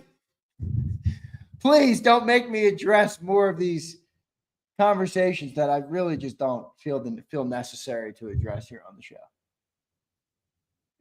But I'll address this. Dad says, blessed are the peacemakers. Yes, blessed are the peacemakers. Dad, I agree with you on that. Brother. Here we go. Thank you, Dirty Air. Dallas sucks. Dallas still stinks. I try and do that like 500, but he's got the iconic voice for that. Brian says, what is VJ Edgecomb's go-to move? Asking for a friend. I don't know. Probably dunking on Sixers fans. Because it's not going to work out. We all know this. All right? We all know this, Brian Pumper. Is that who the Sixers are going to take now? Oh, God. They really make it hard. It's funny because I was a bigger Sixers fan than I was Eagles fan as a kid, for sure. Like I had said, I loved the Sixers game. One year for Christmas, I came down, and the only gift I got that year for Christmas was there was 2 tickets to the Sixers game, and the game was that day. It was the day game. It was a Christmas Day game, and I got in my car and I went. Like I love the Sixers. They're making it really hard to support them and being a fan of them. I'll tell you that, man. All right, I'll tell you that. Is that who they're taking, Brian? Xander, he's a role player. He's about to go number 3. Yeah, you're probably right, brother. Ace Bailey. Crowley, are they taking Ace Bailey? Or is Ace Bailey off the board? Here we go. Curtis with a super chat or with a comment on football. Zay, what would surprise you more? Barkley repeating as the rush leader or the defense repeating? Probably the defense. Probably the defense, Curtis, because they lost so many players. Like with the running game, you are right that it's unlikely for him to get back there, but think about it. Saquon's still Saquon, and despite the age, I think he's still going to be Saquon. And then we still have the offensive line, so it would be a big surprise, but shit, man. I mean, everything's in front of him. It would more probably go to what the defenses are doing to take it out, kind of like what Spags did in the Super Bowl. It doesn't matter how good your O-line is or your running back. If they play defense like that, you're not going to run on it. It's just the way the game is played. But it opens up all the passing that you saw in the Super Bowl. So definitely would be a bigger surprise for the defense, in my opinion, Curtis. I'm faltering a little bit on the defense right now. Hollywood Hogan. What's up, Hogan? Thank you for the support, brother. I appreciate you, man. I appreciate you. He says, dunking on me, brother. Thank you, man. Keep working hard, Xander. Trump F-bomb today was epic. Go 49ers. There's your comment. Thank you, man. I didn't see the F-bomb, but I'll check it out. Dirty Air says, Iran's nuclear program is being developed in AT&T Stadium. We must take action. You want to blow AT&T Stadium to smithereens, Dirty Air. Oh, man, that's a good one. I like that. That's about the closest comment to the war that I'll get to today, all right, is if Iran is using AT&T Stadium to develop nukes, we will have to take action, all right? We will have to take action. By the way, there's one thing I'll say about this. This has nothing to do with anything that's happening in the war, but I do get a kick out of people who pronounce Iran. It's Iran. Like, I don't know. I think I had a teacher back at the prep that was I think it was my government teacher. I forget who it was. But he's like, you didn't run anywhere, all right? You didn't run anywhere. It's funny though. Brian Pump, shut your mouth, all right? Brian Pump, shut up. BVS making the Pro Bowl over Kyle Juszczyk. Kyle Juszczyk is, I don't know, what does he do for them? All right. Let's see if I can find another comment. Barring injury with our O-line, Saquon will perform. I agree with that. What are your bold predictions for the season? Kimberly, good question. My bold predictions for the season are, I think Jalen Hurts is an MVP level season. I think it's going to call on him more because teams are now going to be more adept to what we can do in the running game. And that's going to allow Jalen, or maybe not allow him, but maybe force him, maybe, play into his hands if he's going to have to be that guy again, like he was in 22, where the offense is going to rely on Jalen to make a lot of success. And I think he's going to do it. I think he's getting better every single year. I think he's a more polished player now than he's ever been. I think even guys like Brian Pumper would admit that Jalen Hurts is an elite quarterback. Brian Pump! And I think he has an MVP season. I really do. I think he has an MVP season. And that's probably my biggest bold predictions. But Kimberly, I'm not sure if you were tuning in this a little earlier in the summer. Big Sills and I did our bold predictions. We each gave 10. And they probably change a lot. We'll probably do it again before the season starts. Oh, look, my girlfriend wrote me a note in my book. Thank you. Another one. Another note in my book. The green screen gets rid of it. That's right. You can't see it. My beautiful girlfriend. The greatest in the world. All right.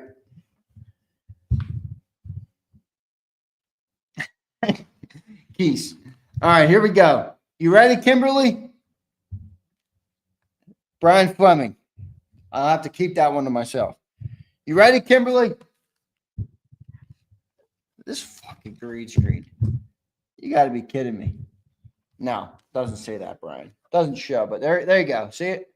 There's my bold predictions down there. 1, Jalen Hurts will finish top 3 in MVP voting.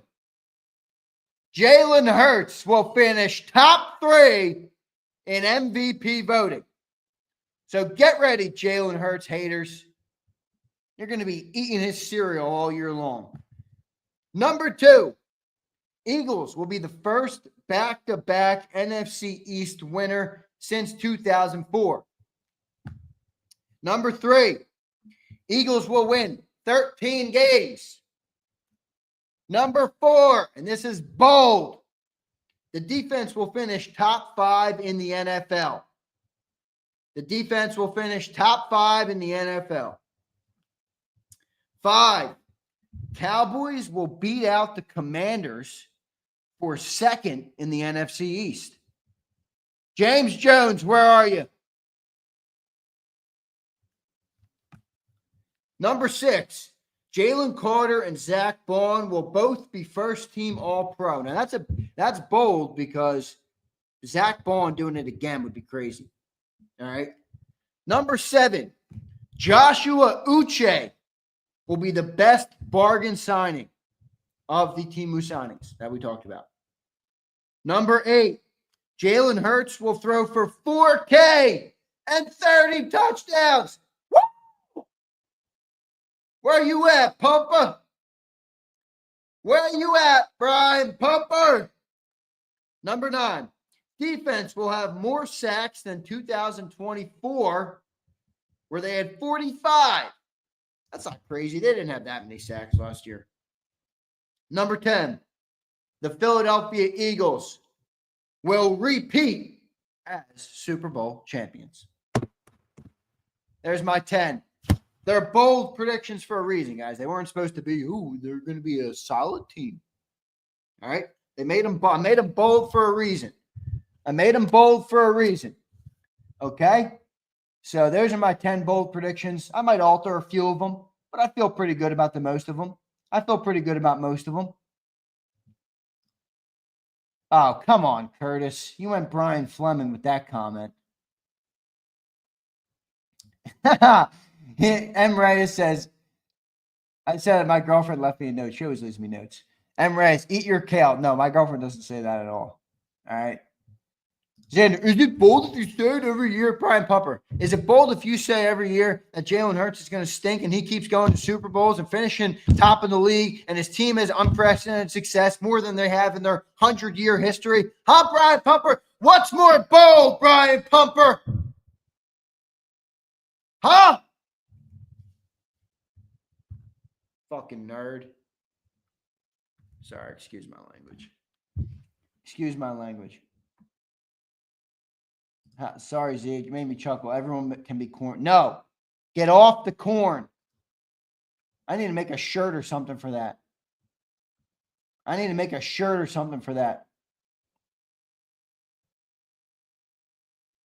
Yo, Z, when you going to marry that girl? Ryan, soon, brother. Probably have an update on that for you soon, all right? I'm cooking, Xander. Brian, you're always cooking. I'll give you that, bro. I'll give you that. I love having you here, Brian. You do stir up the chat. You keep it interesting, and you're a good viewer. You're good. You're a good supporter. I appreciate you, Pump. Even though your Eagles takes are they could potentially qualify of all the, how many people are on the world? 8 billion now? Is it 8 billion people on the planet? Or are we up to 9 billion, 7 billion? What are we at? Of all 8 billion people on the planet, I think Brian Pumper takes the crown at number 1, which is impressive. 1 out of 8 billion. All right. 1 out of 8 billion for the worst Eagles takes on the planet. So, Brian, it's well done, man. That's a big accolade, actually, for you. Maybe we can serenade you. Maybe you'll eventually fly back from Kuwait or wherever the hell you are and get the Saquon Barkley jersey that I shipped you. I also wrote you a great Zander note. Who knows what I put on there? All right. Look at it. I'm never going to let Steve, I love you, Steve. Steve says, don't get married, bro. Don't do it. Steve, I can't agree with this. All right. I know some guys don't like marriage, and that's fine. Every dude's, but I had my moments. All right. Believe me, Steve, I've lived a full life in that regard. Okay. It's better. It's better if I retire that. I'm very excited to get married. I am. I think marriage is a beautiful thing, man. I do. I think it's a beautiful thing. Akbar, there it is. Akbeezy for sheezy. Akbeezy for sheezy. What up, brother? What up, brother? Steve says, I warned you.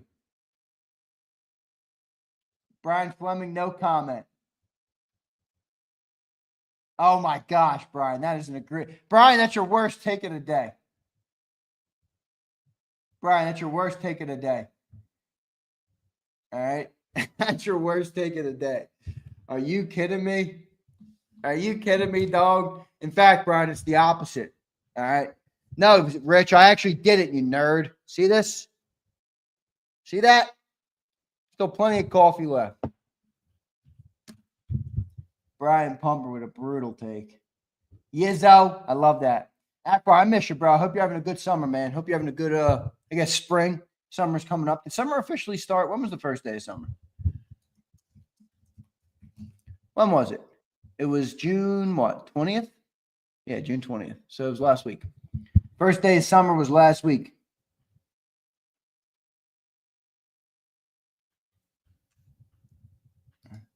That's a pause by James Jones. Texas T, marriage is great. I've done it twice. Texas T, I hope to only do it once. All right, bro. I hope to only do it once. No, but I am a Catholic, and I'm proud of my Catholic faith. Always have been, always will be. And marriage is very important in the Catholic faith. And I believe it's my calling. So I'm very excited for it. I am very excited for it. I believe it's a great thing. It's a great union. And it's the way life should be lived. So that's my take on it. But again, each their own. I don't try and tell people to live life how I live life. I really don't. I don't care. Everybody can do as they wish. Dirty Air. I was actually going to DM you. I didn't get him yet, brother. But I will keep you posted, all right? Fly Eagles, that's a great comment. Marriage is amazing. You never have to face anything alone. That's true, brother. And I got the right woman, believe me. I have a very special girl. In fact, I'll say this. Any man who's in here who's got a woman, I would say that my woman is better than yours. I'll go toe-to-toe with anybody. Look, Akbar met my beautiful girl. I think M is a good one. Thank you, bro. She is, Akbar. She takes care of me, man. She's a great, absolutely amazing soul. She really is. Xander needs super chats for that engagement ring. Kimberly, it wouldn't hurt. I'll tell you that much. It wouldn't work. It wouldn't hurt. Dank says she's better than my girl who doesn't exist. Dank, keep rocking and rolling, brother. Fake news. M. Reyes, not fake news. Shady says those are fighting words. See, I like to see this. I like to see some men with some chops who defend their lady. All right?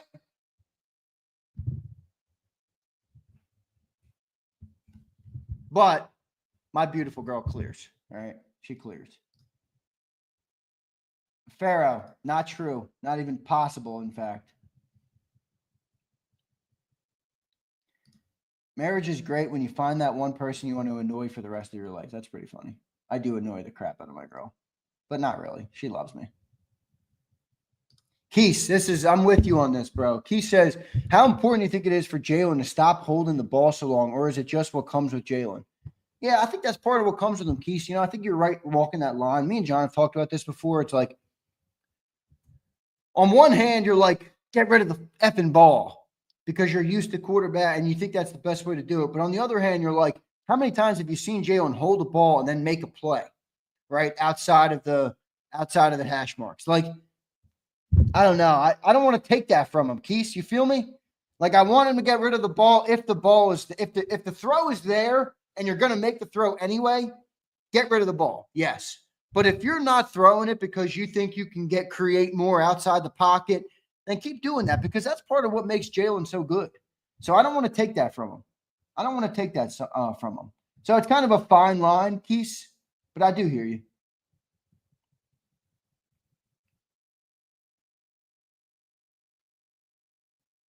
Dirty Air, sounds like you got a superwoman. My wife works full-time running an autism clinic. God bless her, man. That's that's an awesome thing that your wife does. Has a master's and she's working on her PhD. She birthed my 3 boys and deals with me traveling all the time. Dirty Air, that's a good woman right there, man. Well done. Well done. God bless you guys, man. That's a beautiful thing. 3 boys too. Awesome. Very awesome. Zay, honestly, Jalen looks best in rhythm when he is holding it isn't his best ball. Well, it depends, Curtis. Is he playmaking or is he not? You know? And I think when he Curtis, you could say this, but yeah, the passing game looks better, but does the team look better? All right. Remember in the Rams game, the guy just broke outside the pocket and ran 60 yards for a touchdown in the playoffs. You know, nobody likes to talk about that in that game because it was only the passing yards people cared about. So again, the Jalen Hurts conversation will always be skewed by people who care more about what it looks like than what the results bear. I care more about the results than what it looks like. His results are proven beyond the shadow of a doubt that they work, that they make the team win, and that they put points on the board and they make plays, positive plays down the football field. If the passing game looks clunky, but you're getting a 60-yard run, who the fuck cares? Some people do care. Big Sills cares. People care. People want to look like Joe Burrow. No, Brian, I'm not buying that book. In fact, I thought it was goofy, but whatever. I don't care. I care more about the results. Big Mike says, you guys are on fire in the chat today. You're giving him too much credit, Big Mike. You're giving him too much credit. Z needs to get that Hellsberg account. I maxed it out for the engagement ring. Let's see. What is a Hellsberg account? For a diamond or something? Oh, is this a diamond a credit card for diamonds? And Reyes, are you trying to make me be financially irresponsible? Come on, man. Come on, man. I appreciate it, Reyes.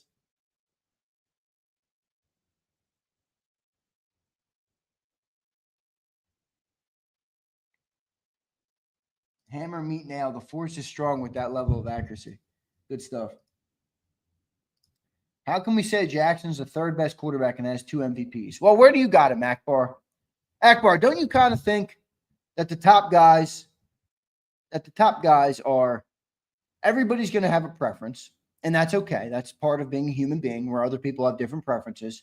And if you want to say Lamar's number 1, I'm not really going to shit on you for it. I might not agree, but I can understand where you're coming from. Or if somebody wants to have Josh at number 1 or Mahomes or Jalen at number 1, like, to me, they're all in the conversation, and somebody's personal preference will dictate who they have at number 1.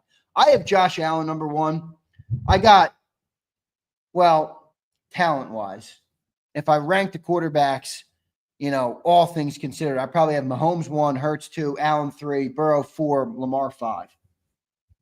But that's more my preference. That's my preference. Jalen's success speaks for itself. Mahomes' success speaks for itself. I think Josh Allen is the best of the 3 uber talents with Josh, Lamar, and Joe. I think Joe Burrow is the best passing quarterback from the pocket in the NFL. And I think Lamar is the most versatile. But the one thing I've struggled with Lamar is I've seen him kind of struggle at the end of the year. And I don't know, man, when the lights get bright, I want a guy. I want a guy that can play when the lights are bright. Because if you can't play when the lights are bright, it doesn't matter what you do when the lights are off. So regular season's great, but that's one of my favorite things about Jalen Hurts. We've been to 2 Super Bowls with him. His 2 best games as a pro, arguably, were the 2 Super Bowls. If you think that's a coincidence, I can't really help you. That's not a coincidence. So that guy's built that way.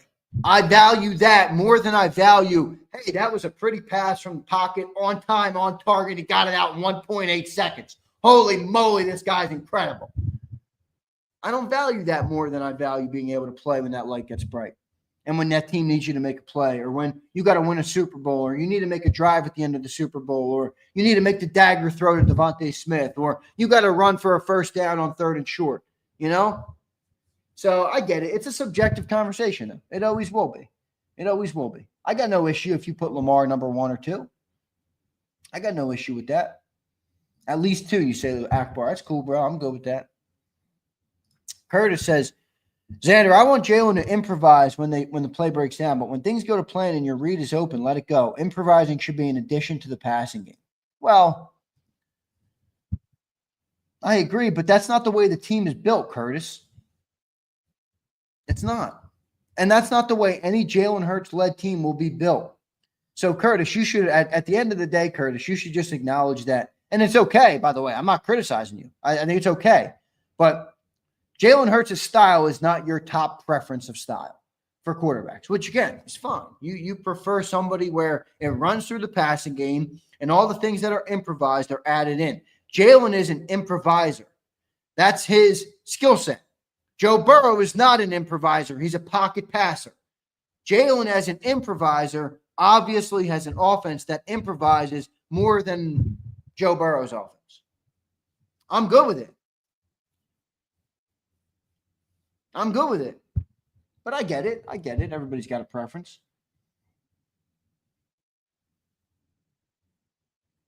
Is it your favorite games from Jalen in the 22 season? Well, that's when they asked him to do the most, but my favorite games of Hurts' career are the 22 Super Bowl, followed by the 24 Super Bowl. I don't know. You could put that Pittsburgh game in, but that was a regular season game. But it was fun to watch. I thought he was surgical in that game, very, very accurate in that game. So, holy shit, Kimberly.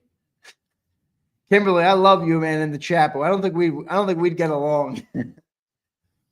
I don't think we'd get along in that setting. I'm a man's man. I like to do the man things, and my woman is a woman's woman, and she likes to do the woman's things. Agreed, Angelo. I agree, bro. 24 NFC chip, that was a great one, too. That's up there. That's up there for sure. He did. He destroyed the commies. David, I believe in Jalen, too. David, anybody who doesn't believe in Jalen that's an Eagles fan is not an Eagles fan. They are a fan of their own opinions. How could you be a fan of the Eagles and not believe in Jalen? The dude took us to 2 Super Bowls in 3 years. Whether you think he sucks or not, believing in him is not a question.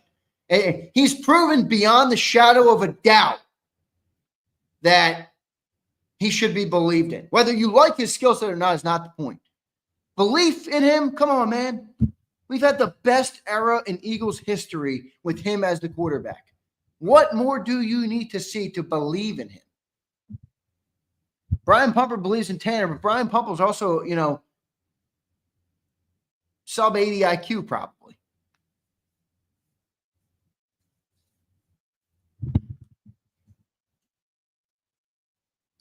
Yeah, but Keith, that's different than belief. Keith, you cannot be a fan of the quarterback, but you should have inherent belief in him because he's proven to every fan everywhere that he's going to win more games than we expect and take us far and give us a chance in the playoffs.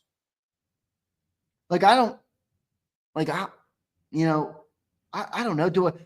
Is my opinion of what makes a quarterback good more worth it or more valuable than what Jalen's provided to the city and to the franchise in its long history? It's not.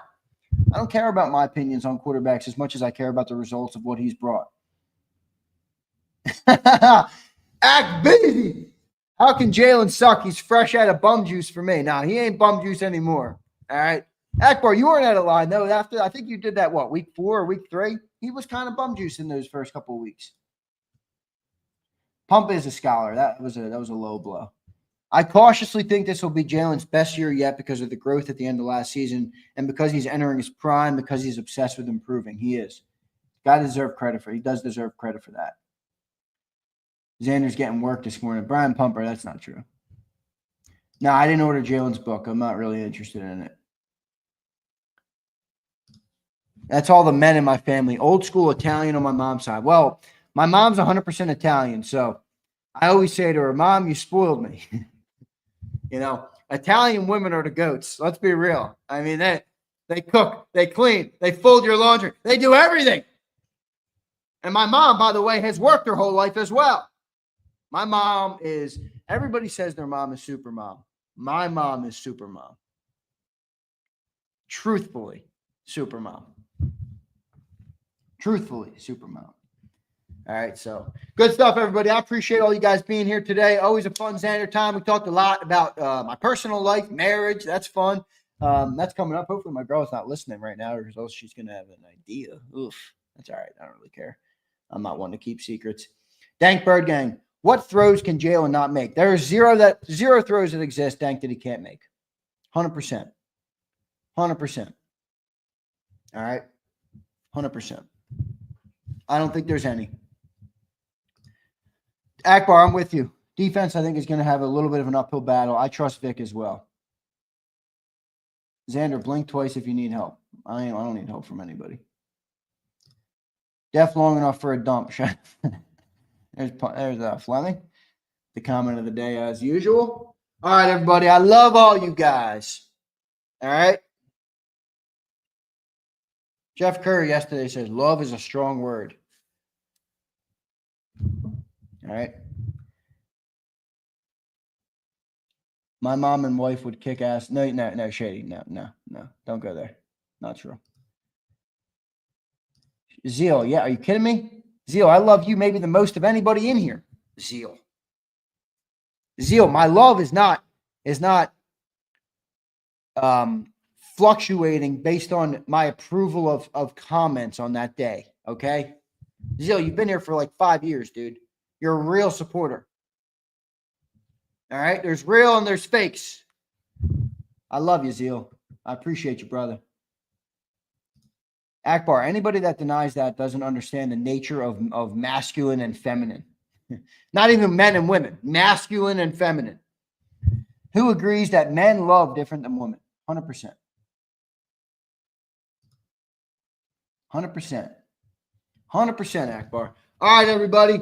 Yo, be nice, all right? I saw everybody. Look, I understand there's a lot of shit going on in the world today, but that doesn't give you an excuse to treat somebody, all right?